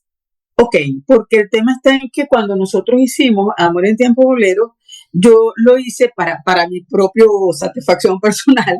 Tanto fue así que mis hermanos se vinieron de Maturín a ver a la loca, que por fin iba a cantar con una banda que la acompañara. Entonces, todos los amiguitos empezaron a sumar. Hay un amigo que hacía video, digo, yo voy a grabar eso porque yo no creo que eso vuelva a pasar otra vez. Bueno, grábalo. Y todos se vinieron a ver la historia y la gente, yo le decía, bueno, un amigo que tenía un restaurante me dijo, mira, yo te presto el restaurante, yo no abro de noche, pero no importa, que venga. Entonces, pero a los músicos había que pagarle. Le dije, disculpen, pero esta vez tengo que cobrarle una entrada porque hay que pagar cosas. Tráiganse su trago y su cuento y su lavativa y aquí vamos a pasar un rato. Cuando eso terminó, todo el mundo quedó maravilloso. Cuando yo llegué el lunes, yo trabajaba en el CENIAT, cuando yo llego el lunes a la oficina, me encuentro con que todo el mundo está, hiciste una cosa y no invitaste, y no dijiste, y no pusiste. Entonces yo le digo a los muchachos, vamos a repetirlo porque hay gente que quiere ir. Y así hicimos como 10 fechas en 2 meses, ¿no? Era así como que todos los viernes nosotros estábamos a casa llena, a casa llena, pero claro, era otra Venezuela, era una Venezuela del 2018, bueno, que todo el mundo podía pagar una entrada, y 2018 no, 2008, y podían tener entradas y pagar, y cuento, había otra disponibilidad. Y bueno, y entonces nada, y después que se me agotó el público, dije, la gente, bueno, pero haz otro, entonces escribí otro. Y entonces me acostumbré a escribir uno todos los años, ¿eh? Por eso es que son tantos monólogos. Entonces, los vas escribiendo. ¿Cómo llegamos de ahí a grabar? A grabar 3 discos. Bueno, grabamos el primer disco porque entonces alguien, yo nunca me había escuchado la voz, Omar, me da una pista y me dice, es un tono más alto que el tuyo, pero grábala, a ver qué tal. Y yo, ay, sí, yo quiero ir a un estudio de grabación porque yo nunca me he escuchado. Y bueno, nada, grabamos esa pistica. Por supuesto, la familia, oye, te quedó chévere. Entonces mi hermano me dijo, te voy a apoyar, vamos a hacer un disco. Y bueno, grabamos el primer disco. Y después entonces, el primer disco de bolero que se llama Siguiendo Mis Huellas. Uh-huh. Y Siguiendo Mis Huellas era para poder grabar ahí las canciones que cantábamos en el monólogo y poderlas tener a mano para publicar. Y después de allí nos fuimos al segundo disco, que nace cuando Omar se va para Estados Unidos. Okay. Entonces, cuando Omar se va a Estados Unidos, Omar me dice, bueno, necesito apoyo, necesito recoger finanzas, necesito cosas. Entonces, bueno, vamos a grabar un disco. Pues. Vamos a grabar un disco, no hay que pagar músico, guitarra y voz nada más, nos metemos en un estudio de grabación, lo grabamos en 2 días, que sea el feeling, sin ensayo y sin nada, para que pueda salir la emoción. Entonces, ¿de qué lo quieres? De boleros, cabillas, mata gente. Entonces, bueno, esos boleros mata gente son de Roberto Cantoral, y nos metimos allí, lo sacamos. Wow. Lo vendimos en un concierto para que Omar tuviera recursos, pues, ¿no? Partimos las ganancias y ya. Y el tercero fue con los Virreyes. Entonces, siempre con el apoyo de los amigos, porque es que yo digo como Nazoa, o sea, la amistad es el invento más bello del hombre. Entonces, el invento de los amigos era, oye, vale, ¿y ustedes por qué no han hecho nunca un disco? Y entonces, no, sí lo tenemos, lo que pasa es que no tenemos real para sacarlo. No, entonces vamos a hacer una cosa, yo te doy la plata y me das 300, vamos a hacer una tirada, yo te dejo 200 discos a ti y me quedo yo con 300, que ese es el regalo de mi empresa, dime cuánto necesitas y me das. ¿Cómo haces para reunirte? ¿Cómo haces para, siendo una persona que no estaba en el mundo de la música, uh-huh, que no venía con esta trayectoria, este recorrido de reconocimiento a través del tiempo por la música antes uh-huh, de haber iniciado, ¿cómo haces para reunir esta calidad de personas que te apoyen? ¿Cómo haces para construir este entorno? No tengo tantas como necesito, ¿viste? Pero por lo menos en esos momentos de llegar, cuando yo te digo que no hay conocimiento que sobre, te lo digo por esto. Yo no puedo evitar ser economista. Entonces, mi estrategia fue la siguiente. Yo dije, a mí, ni por mi juventud, ni porque esté buena, ni por mi linda cara, me vas a ir a ver nadie en un concierto. Además, esto es atípico que una señora de 50 años decida a estas alturas. Lo hizo Floria Marco porque tenía a Pedrito López al lado, que ha sido tremendo músico, tremendo productor, y le logró desarrollar una carrera después de los 50. Pero ese no es mi caso. O sea, yo tengo muchas ganas de cantar y hacer cosas, pero no es mi condición. Pero entonces yo empecé a desarrollar proyectos que pudieran hacer que esto resultara sustentable. ¿Cómo eran esos proyectos? Recuerda que yo soy economista. Entonces, no he podido nunca desvincular mis proyectos del costo de los proyectos y del alcance. Entonces, una de las primeras cosas que nos inventamos, que van a tener 10 años ahorita, es un concepto de conciertos íntimos que se llaman las nubes, que son espacios para melómanos. Entonces, yo comencé alquilando patios de las casas de mis amigos, ¿okay? De manera tal de que en esos espacios, terrazas, patios y cosas, yo arrancaba e invitaba a toda la gente que estaba en la lista de mi teléfono. Y le decía, tengo todos los recursos. Claro, pero es que es lo que te hablo. ¿Eh? No hay desperdicio. O sea, yo soy un economista en ejercicio hasta el último día.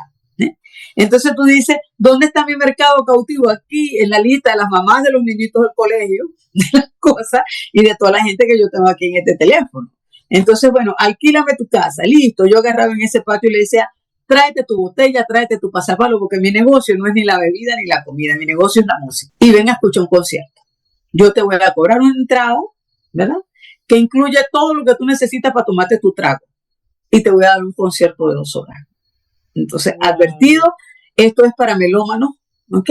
No me sirve gente de esas que le encanta tener la música como fondo musical de su conversación. Esto no es una tasca. Se le advierte a la gente cuando llega nueva, se le advierte en la entrada. Esto no es una tasca. Usted vino a escuchar un concierto mientras se toma un trago. Si usted no es un público adiestrado para eso, por favor retírese porque la va a pasar muy mal aquí. Entonces, eso fue haciendo que entre los fenómenos corriera la voz. Y yo quiero ir, yo quiero ir, yo quiero ir. Y la gente empezaba a escribir, ¿cómo hago para estar? ¿Cómo hago para ir? Yo quiero ir. Entonces eso hacía que el público se fuera expandiendo, ¿no? Y yo iba de alguna manera creciendo en audiencia, pero aquí en Valencia, entre el grupo de gente que le gustaba la música y que no tenía un espacio donde ir a escuchar música porque no hay cabaret. ¿Ves?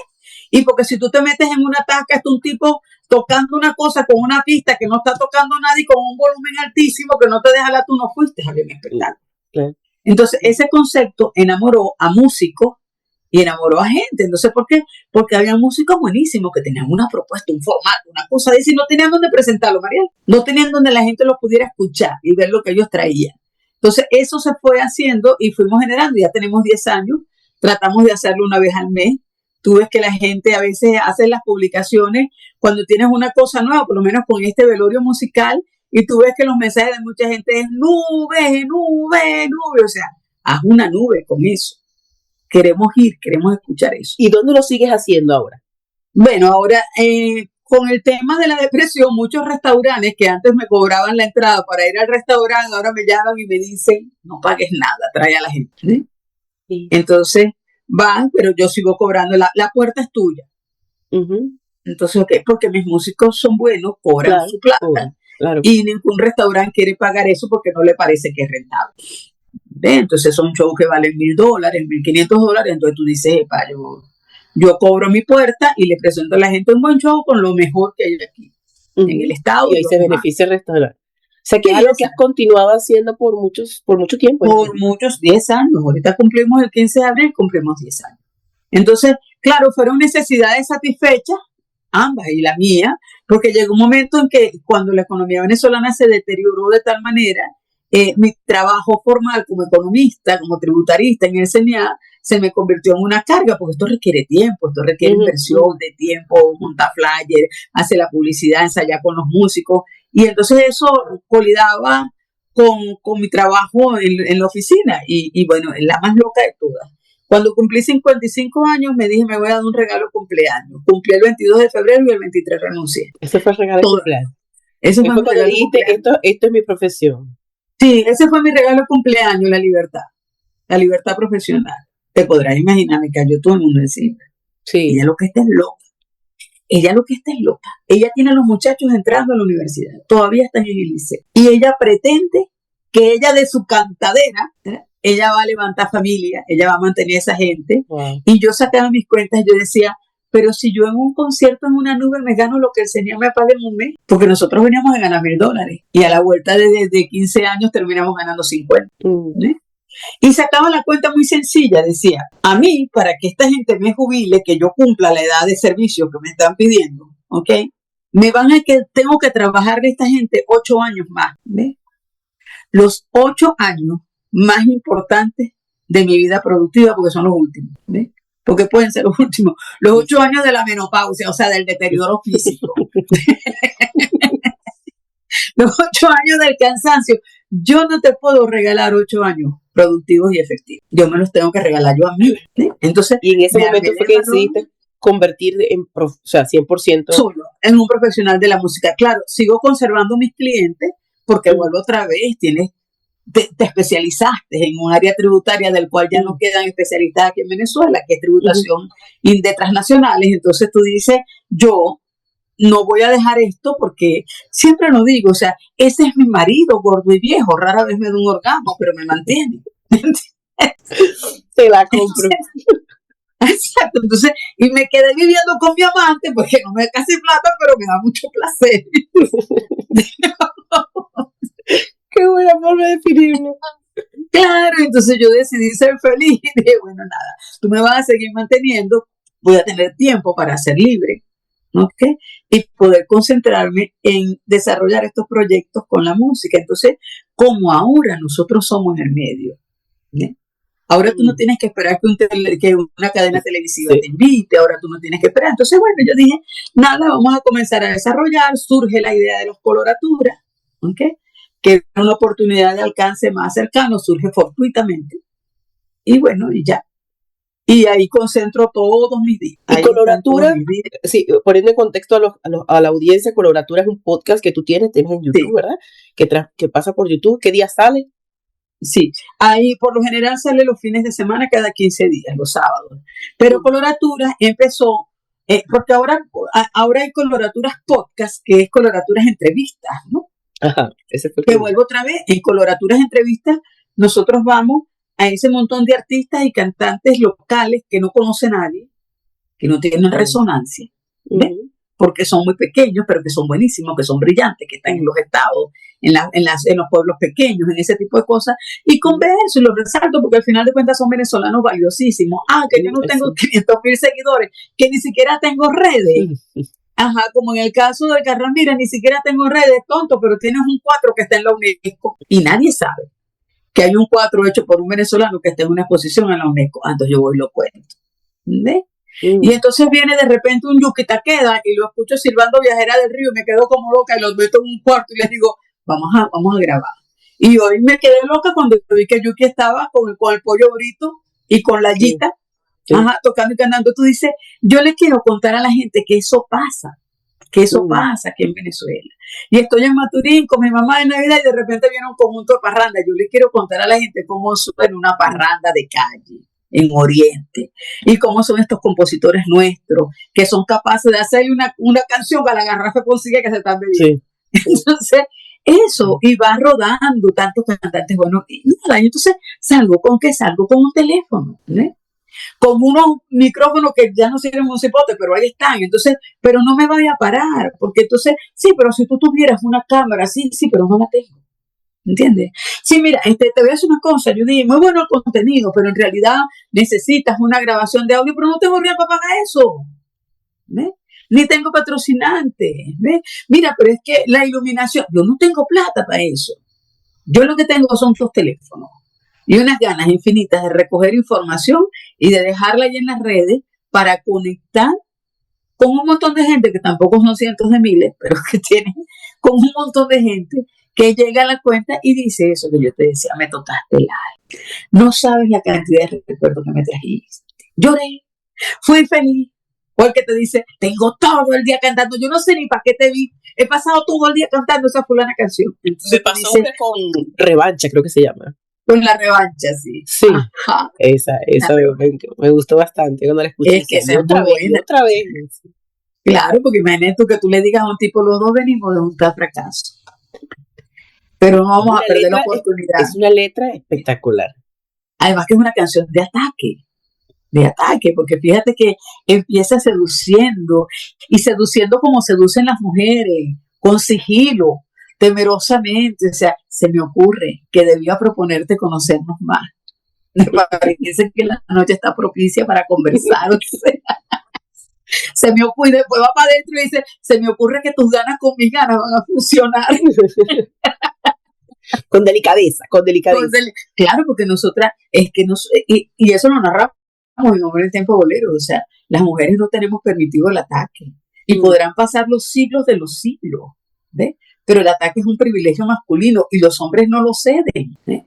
Cuando una mujer se le va de frente a un hombre y le canta, no hace falta que te diga que me muero por tener algo contigo, lo corre, y se ganó cualquier cantidad de calificativos. Él no se siente seducido, a diferencia de que si un tipo se te acerca y te dice, ya no puedo acercarme a tu boca sin deseártela de una manera loca, y nosotras, ay, qué maravilla, pero díselo a un hombre, no puedo, que tú le agarres y le digo a un hombre, mira, ya me quedan muy pocos caminos, y aunque pueda parecerte un desatino, no quisiera yo morirme sin tener, aunque sea una vaina contigo. Entonces, sí, yo creo, me gusta bastante la intención de poder rescatar en el episodio de hoy la lectura que se le puede hacer al bolero o a la música en general, ¿no? Porque sí, toda música, todo el arte tiene una creación y una intención bastante positiva detrás de ello, ¿no? Y que requiere un trabajo que hay que reconocer y que lo que tú tratas de hacer o lo que tú intentas de hacer es enamorarnos con el bolero, volvernos a reencontrar con él, conectarnos con nuestras historias a través de ello, pero también traernos la historia del bolero, lo que eso ha significado y como tú comentabas, es como que la gente como que presta más atención.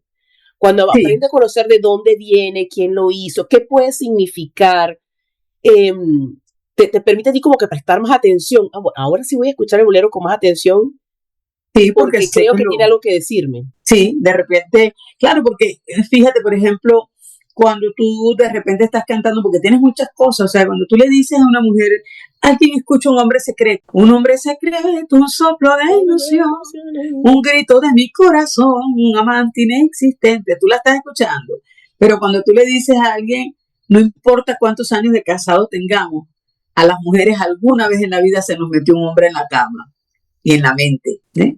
Y cuando dice un hombre secreto, un soplo de ilusión, un grito de mi corazón, un amante inexistente, él duerme ya entre tú y yo, él está en mi imaginación.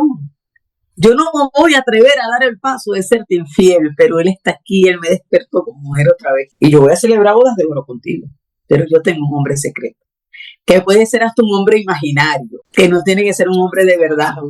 Ah, bueno, No lo exacto. he escuchado. ¿Eh? Cuando la oigas es Miriam Hernández, pero entonces, porque uno muchas veces se pasea por las letras y no se mete en el contenido de la canción. Y a veces puede ser que el contexto te lleve a descubrir de qué trataba el tema, ¿no? Y a lo mejor no es ni tan romántico. Entonces uno lo que trata es de traer esos temas, ¿no? O sea, en qué frases fuertes, cuando tú dices, ajá, vengo de cantar ¿quién es usted? Ay, hemos cantado con ¿quién es usted? 1000 veces. ¿Eh? Pero cuando tú la dices en contexto, dices, Dios mío, cuando tú hay un hombre que lo ves por primera vez y el tipo te deja en el sitio y tú te descubres pensando en ese señor mañana y lo vuelves a pensar en la tarde. Y entonces yo le digo a la gente, cuando a mí eso me pasa, yo comienzo, coño, ¿quién es usted? ¿Quién es usted que se me metió en el alma, en el pensamiento, en la cosa? Y me tengo que cantar la canción, ¿entiendes? O de Me repente imagino que, cuando tú le... ¿Ah? me imagino que para ti escuchar anécdotas es traer una canción inmediatamente a tu mente, ¿no? Claro, porque inmediatamente las vas relacionando, o sea, tú tienes y cuando las oyes dices, poderosa esa frase, o sea, cuando Mm, de repente tienes un huele a peligro, o sea, sí, tú has esa cantado 1000 canción. veces, ajá, tú has cantado, uno ha cantado 1000 veces huele a peligro, pero cuando tú de verdad tienes feeling con una gente, está ahí, Madre Santa, esto huele a peligro, Dios mío, quítame esta tentación del frente, protégeme, Señor, ¿entiendes? Pero como siempre decimos, si de allá para acá también hay corazón, entonces hay que irse a cantar Luis Miguel, porque ¿quién le pone puertas al campo y quién le dice que no al amor? Sí. Mira, Entonces, Judith, cuéntame un poco yo quisiera que la gente se llevara esto de reinventarse como lo hiciste tú. Eh, Primero empezar a la edad que empezaste, pero luego viene el COVID y viene un encierro uh-huh, obligatorio uh-huh. y surge la idea de tú colocarte en las redes sociales. Bueno, y ahora, ¿cómo se hace esto? ¿Qué es lo que tengo que Sí, hacer? pagó su imperio. Sí, claro, porque es que tú tienes un... Mira, primero ya yo tenía la grandísima suerte de saber lo que quería. Y Eso es cuando te bastante. hablo de eso, eso es un regalo de Dios, es Sí. una grandísima suerte, porque hay gente que llega al final de su vida y nunca supo lo que quería hacer.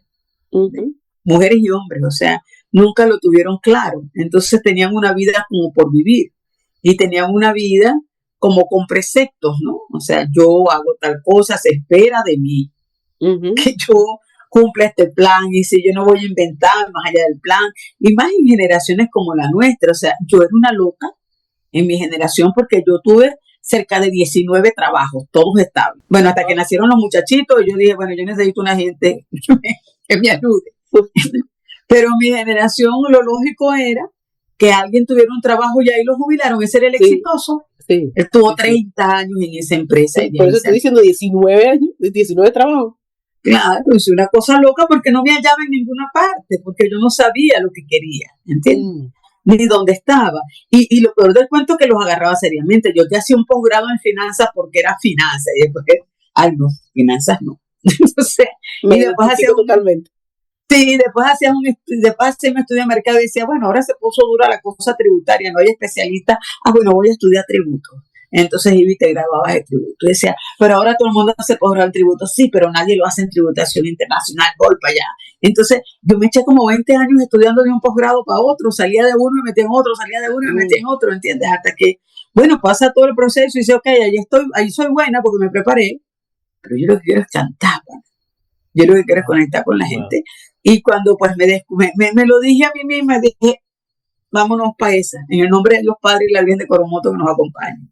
Y vamos a tratar de vivir de eso, que es la parte más complicada. Entonces, claro, viene el tema del COVID. Y cuando viene el tema del COVID, te trancan en tu casa. En una casa donde solo llegabas a dormir, María. Ahora yo no me explico qué tanto hacía yo en la calle antes del COVID. Yo descubrí mi casa y descubrí para qué servía este poco coroto que tenía aquí, que en realidad ni usaba, porque llegaban a dormir.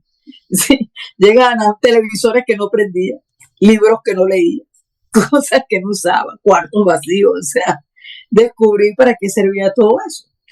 Pero una mente tan inquieta como la mía se echó, como todos nos tiramos prácticamente 15 días esperando la muerte, ¿no?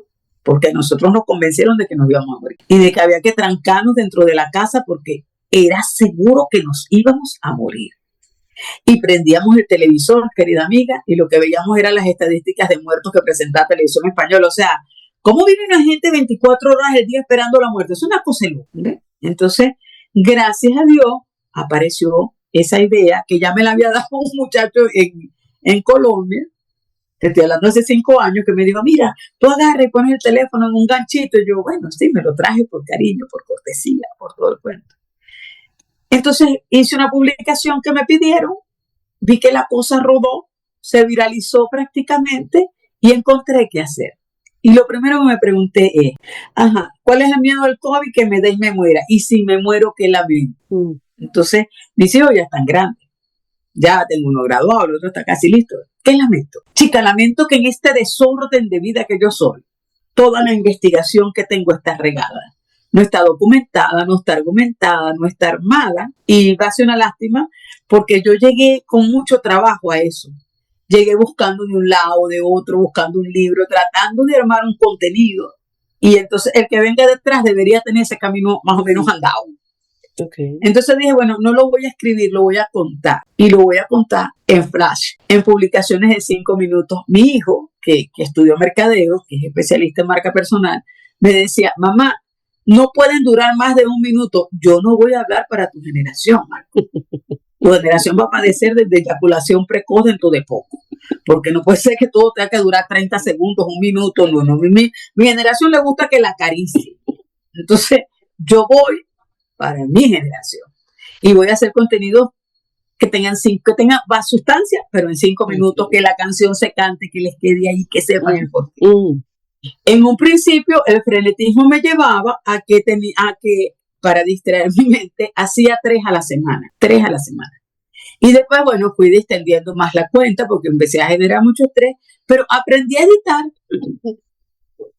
aprendí a grabar, o sea, editaba, grababa, InShot, CapCut, o sea, todo lo que hiciera, tomaba fotografía, o sea, todo el cuento. No encontraba, no había generador de caracteres, por supuesto que no lo podía tener, y para no perder la hilación, agarraba unas hojas grandísimas y escribía en generales, claro, y de ahí lo pegaba aquella cosa y lo iba leyendo desde aquí. ¿Entiendes?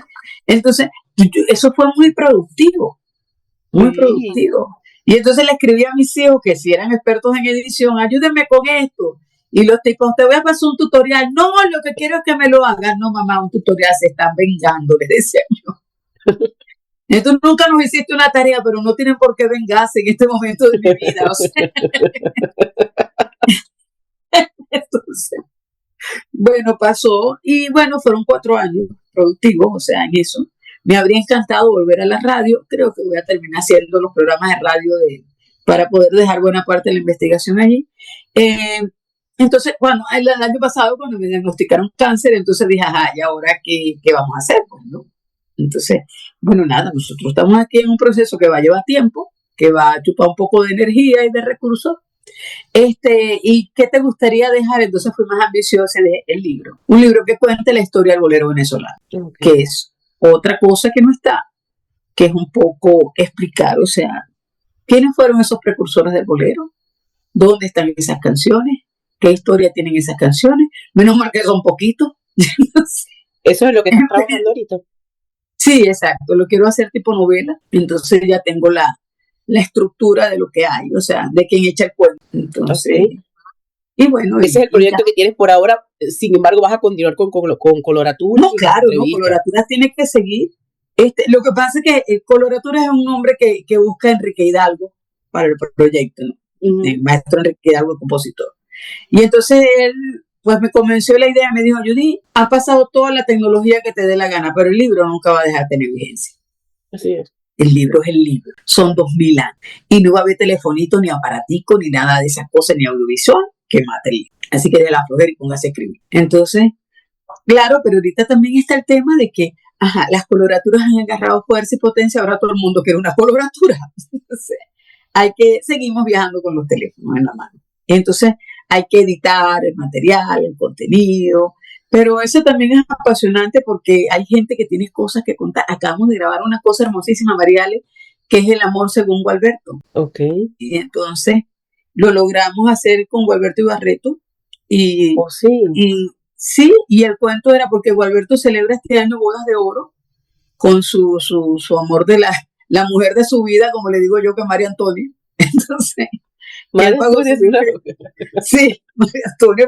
Yo le digo a Gualberto, oye esto, Alexa, ¿cómo se llama la esposa de Gualberto Ibarreto? Y dice, María Antonia es la esposa de Gualberto. Entonces, vamos a hablar de amor, porque nunca hemos hablado de amor. Pues entonces estuvimos de sus esposas, de sus relaciones, de las canciones que relaciona con esos momentos, con esa cosa.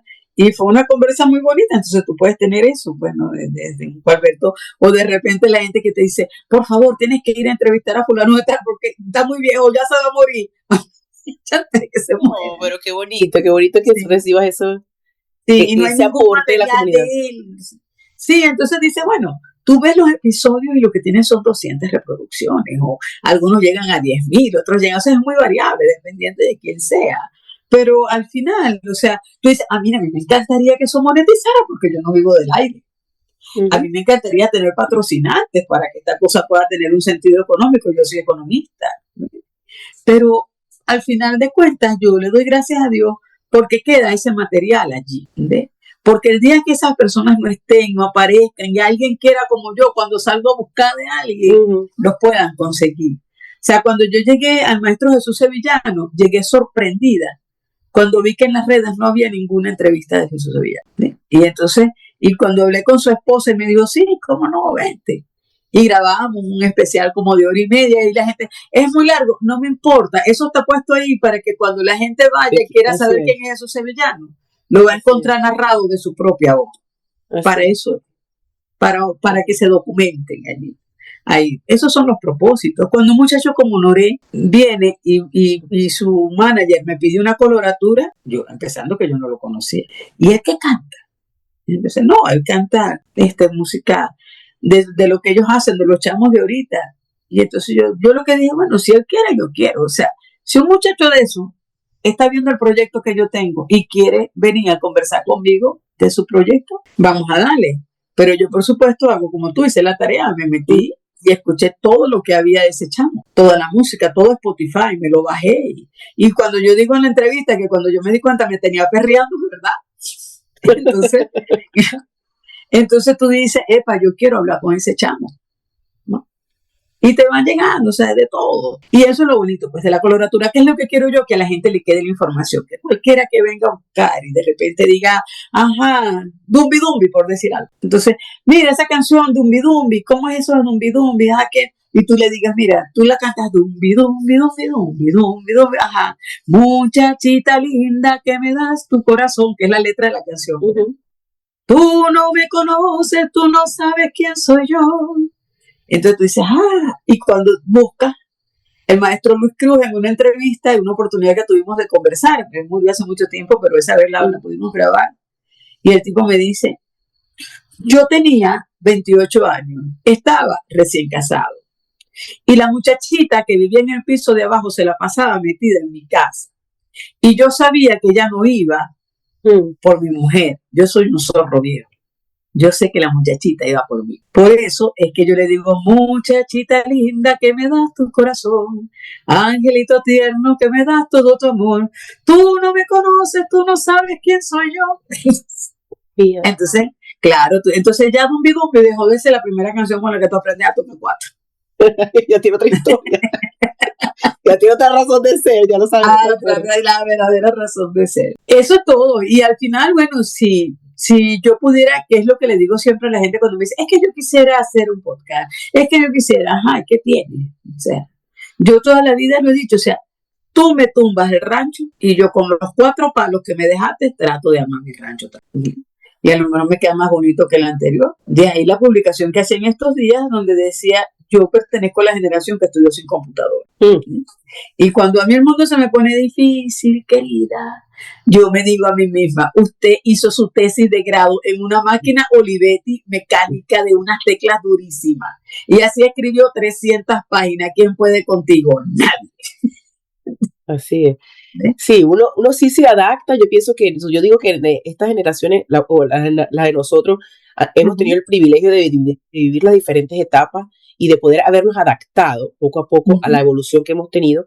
Sin embargo, tenemos con nosotros la experiencia de aquellos momentos que hacen posible que podamos vivir la comodidad de ahora, sin significar que no seamos capaces de hacer cosas como le hicimos en aquel entonces, sin tantos recursos como los que se manifiestan ahora, que dan tantas facilidades. Y eso ustedes tenían. Y entiendo lo que tú dices. A mí también me tocó hacer la tesis, yo también la hice sola, máquina, yo sola también la hice sola. Y en aquel entonces, creo que fue más por capricho, por decir puedo hacerlo, que porque no pudiera hacerlo otra persona. Y hablaba lo de los recursos, porque sí, yo también cuando empecé el podcast, yo ni siquiera tenía redes sociales. Y cuando me dicen las personas, bueno, pero es que ¿por qué sigues con el proyecto si no te has vuelto ni viral, ni sabes, ni esta tendencia, ni monetizas, ni nada? Entonces, a mí esas cosas me dan como más intención, más ganas de hacerlo, porque es que mi propósito no es solamente eso. Para mí esto es, como tú comentas, es una biblioteca virtual que en cualquier momento, esto es una semilla, en cualquier momento, estando uno o no, va a dar su fruto. Y al final, si uno sabe la razón por la que la está haciendo, en alguna oportunidad alguien se podrá alimentar de la información que uno está aportando el día de hoy. Y tú no sabes en qué momento explota, ¿viste, querida? No tienes ni la menor idea. Claro, porque es que igual, o sea, yo cuando veo programado con Norelo hago con un muchacho que canta reggaetón y cuando veo tengo 1 millón de reproducciones. O sea, ni siquiera lo notas. Pero luego también viene el otro tema que es el que te ata. ¿Sabes cuál es? El acompañamiento. ¿Ves? El target etario que tiene mi cuenta, sobre todo la de TikTok, es increíble. Son mayor la cantidad de hombres que de mujeres que están en TikTok en mi cuenta. Y además de eso, tengo ahí hay como 40,000 seguidores, ¿okay? Que son mayores de 40 años. Muy poco muchacho ahí siguiendo mi perfil. Pero si tú revisas los comentarios, María Alejandra, son realmente conmovedores. Es acompañamiento. Nosotros lo que hacemos es acompañamiento. Nosotros llegamos, cantamos como yo era una estrella y hay alguien que escribe, por Dios, tú estás cantando eso y es que mi tío está entrando por el medio de la sala tocando 4 y cantando esa canción. Eso que tú dijiste, alguien se fue para ese momento. Sí, cuando él escuchó, alguien regresó, se puso el uniforme de la escuela, del liceo, se vio físicamente de otra manera, tiró la vista en el entorno, ya había otra cosa, ¿entiendes? Cuando la pones y dice, mi mamá arrullaba a mi hijo. Entonces tienes 3 generaciones metidas ahí. Mi mamá arrullaba a mi hijo con esa canción. Entonces dice, Dios mío, tanto venezolano que está regado, que está fuera, que está solo, ¿ves? Que está solo. Y de repente tú le llevaste un pedacito de Venezuela para allá. O el que te dice, bueno, tu mismo tío me dice, cerré los ojos y le escuché. O sea, dice, la gente que te dice, la he escuchado. Hubo alguien que me dijo una vez, ¿cuántas reproducciones lleva? 1,950 son mías. Entonces tú dices, oye, yo quiero un aplauso más grande que ese, no quiero. No, sí. Yo no quiero, yo no necesito, o sea, me encantaría, por supuesto que eso monetizara, pero yo tengo buen feedback de cariño, o sea, yo tengo un para quién. Qué bonito es. Yo ya tenía un por qué, pero ahora tengo un para quién. Entonces, eso te obliga a llevar más cosas. Por lo menos hoy ha sido una experiencia grata porque hoy publicamos el velorio de estos 4 grandes. Pero con estos 4 grandes estamos cantando canciones que estuvieron de moda en los 60 y 70. La memoria musical de la gente comienza a sus 5 años y prácticamente dura hasta los 20. Son 15 años de información musical que está ahí. Entonces, toda la gente que tiene 50 y 60 años está suspirando con esa publicación. Está cantando con esa publicación. Regresó a su casa. Y entonces eso, bueno, tú dices, yo tengo que seguir, no me puedo parar. Sí, siempre es cuando te mantengas motivada y ya tienes unos ingredientes poderosísimos que son el porqué y para qué lo haces. Así que eso, sí, esa mezcla te permite avanzar a pesar de, y eso es bastante gratificante. Tengo por qué, para qué y para quién, porque incluso la gente, gracias a Dios, hasta reclama, ¿no? Dice, mira, tienes días que no sacan nada, ¿qué pasó que no han publicado más? Hay el que te dice, no, amigos que están afuera, y entonces te pasan una foto, ¡ram! Ellos viendo la publicación. Sí, ellos viendo en YouTube el programa. Eso vale mucho. Sí, sí. Porque tú dices, porque uno sabe el esfuerzo que tiene, el esfuerzo que lleva eso, no sacrificio, el esfuerzo, la dedicación que lleva eso, y con el cariño que uno lo hace, pues. Y como te digo, yo siento que la música tiene un transmitir que te ubica a ti en cualquier circunstancia y que se amalgama en cualquier situación. Te acompaña siempre, cualquiera sea tu estado de ánimo, la música te acompaña siempre. Y no tienes que ser ejecutante, ¿no? Ahora, que la música también tiene otro detalle, hermana, que es que yo siempre digo que a la gente le da mucha vergüenza decir que no le gusta la música, pero es que hay gente que efectivamente no conecta con la música. Con ninguna, dices tú, ninguna. Sí, no, uno conecta con la música. Y de repente es la gente que tú ves en un concierto que está conversando, que tú dices, epa, allá hay 5 tipos poniendo lo mejor de sí. Sí. Sí. Y tú dices, bueno, no te gusta. Es la gente que tú nunca la vas a escuchar poniendo una canción en el carro, ni en su casa, ni nada. Hay gente de todo. Bueno. Ha de haber gente para todo, como dice Serrat. Así es. Bueno, Judy, yo quiero agradecerte el día de hoy, la noche de hoy, la tarde de hoy, para el horario en que nos estén escuchando cada una de las personas que estén conectadas. Recordarles que esto se transmite los domingos a las 7 de la noche y que la mejor intención es traer para ustedes un relato, un poquito de historia de las personas que nos acompañan y cómo podemos empatizar con sus procesos y entender que donde están ahora es porque ese recorrido ha tenido una trayectoria que ellos están a bien o que ustedes están a bien compartir con nosotros el día de hoy. Por favor, yo quisiera que te despidieras, compartieras tus redes sociales, cómo la gente puede contactarte y que pueden disfrutar de ti. Te brindo este proyecto para que las personas puedan conectar contigo. Y yo estoy muy feliz de formar parte de tu proyecto, de estar en tu segunda temporada. Espero que sean muchas más. La ventaja que tenemos en estos tiempos modernos es que nuestro teléfono es nuestro canal de televisión. Nosotros vamos a escoger qué vemos, qué escuchamos, con quién queremos estar. Te auguro muchísimo éxito porque la idea es poder entrar desde el corazón de la gente a explicar la forma como construyen sus herramientas de vida. Yo le puedo decir a los escuchas, de verdad, que para mí es grata la oportunidad de decirles, de invitarlos a que busquen su norte, a que se equivoquen, porque no crean que es que hay gente que tiene la virtud, y disculpa que me haya extendido ahora que estás en el final, hay gente que tiene la virtud de ser predestinado, que desde chiquitos sabían lo que iban a hacer en la vida. Otros no tenemos esa suerte, pero tenemos la obligación de buscar, no importa la edad que tengamos, porque aunque el cuerpo tiene desgastes, ¿no? Y pasa facturas, pues mientras ese cerebro esté vivo, yo creo que nosotros tenemos la obligación de buscar el qué hacer, y sobre todo mis contemporáneos, la gente de la tercera edad, que de repente bajó la Santa María de su vida, y ya, a lo mejor no toca vivir 20 años más, y eso vive 20 años más fastidiado sin encontrar qué hacer. Sin tener nuestra rosa pintada de azul, o sea, nuestro motivo para levantarnos todos los días y para hacer cosas, pues eso no es un buen consejo.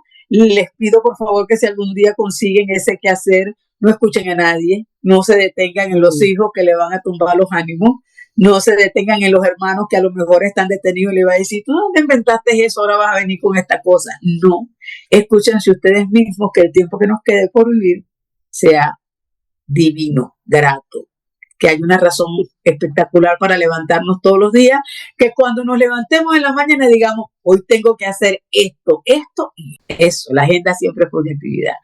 Así que ese sería mi mensaje final, mis redes, en el canal de YouTube, que por supuesto, cuando lo hice le puse un nombre larguísimo. Amor y Bolero, se llama Judith Rodríguez Amor y Bolero, nada comercial.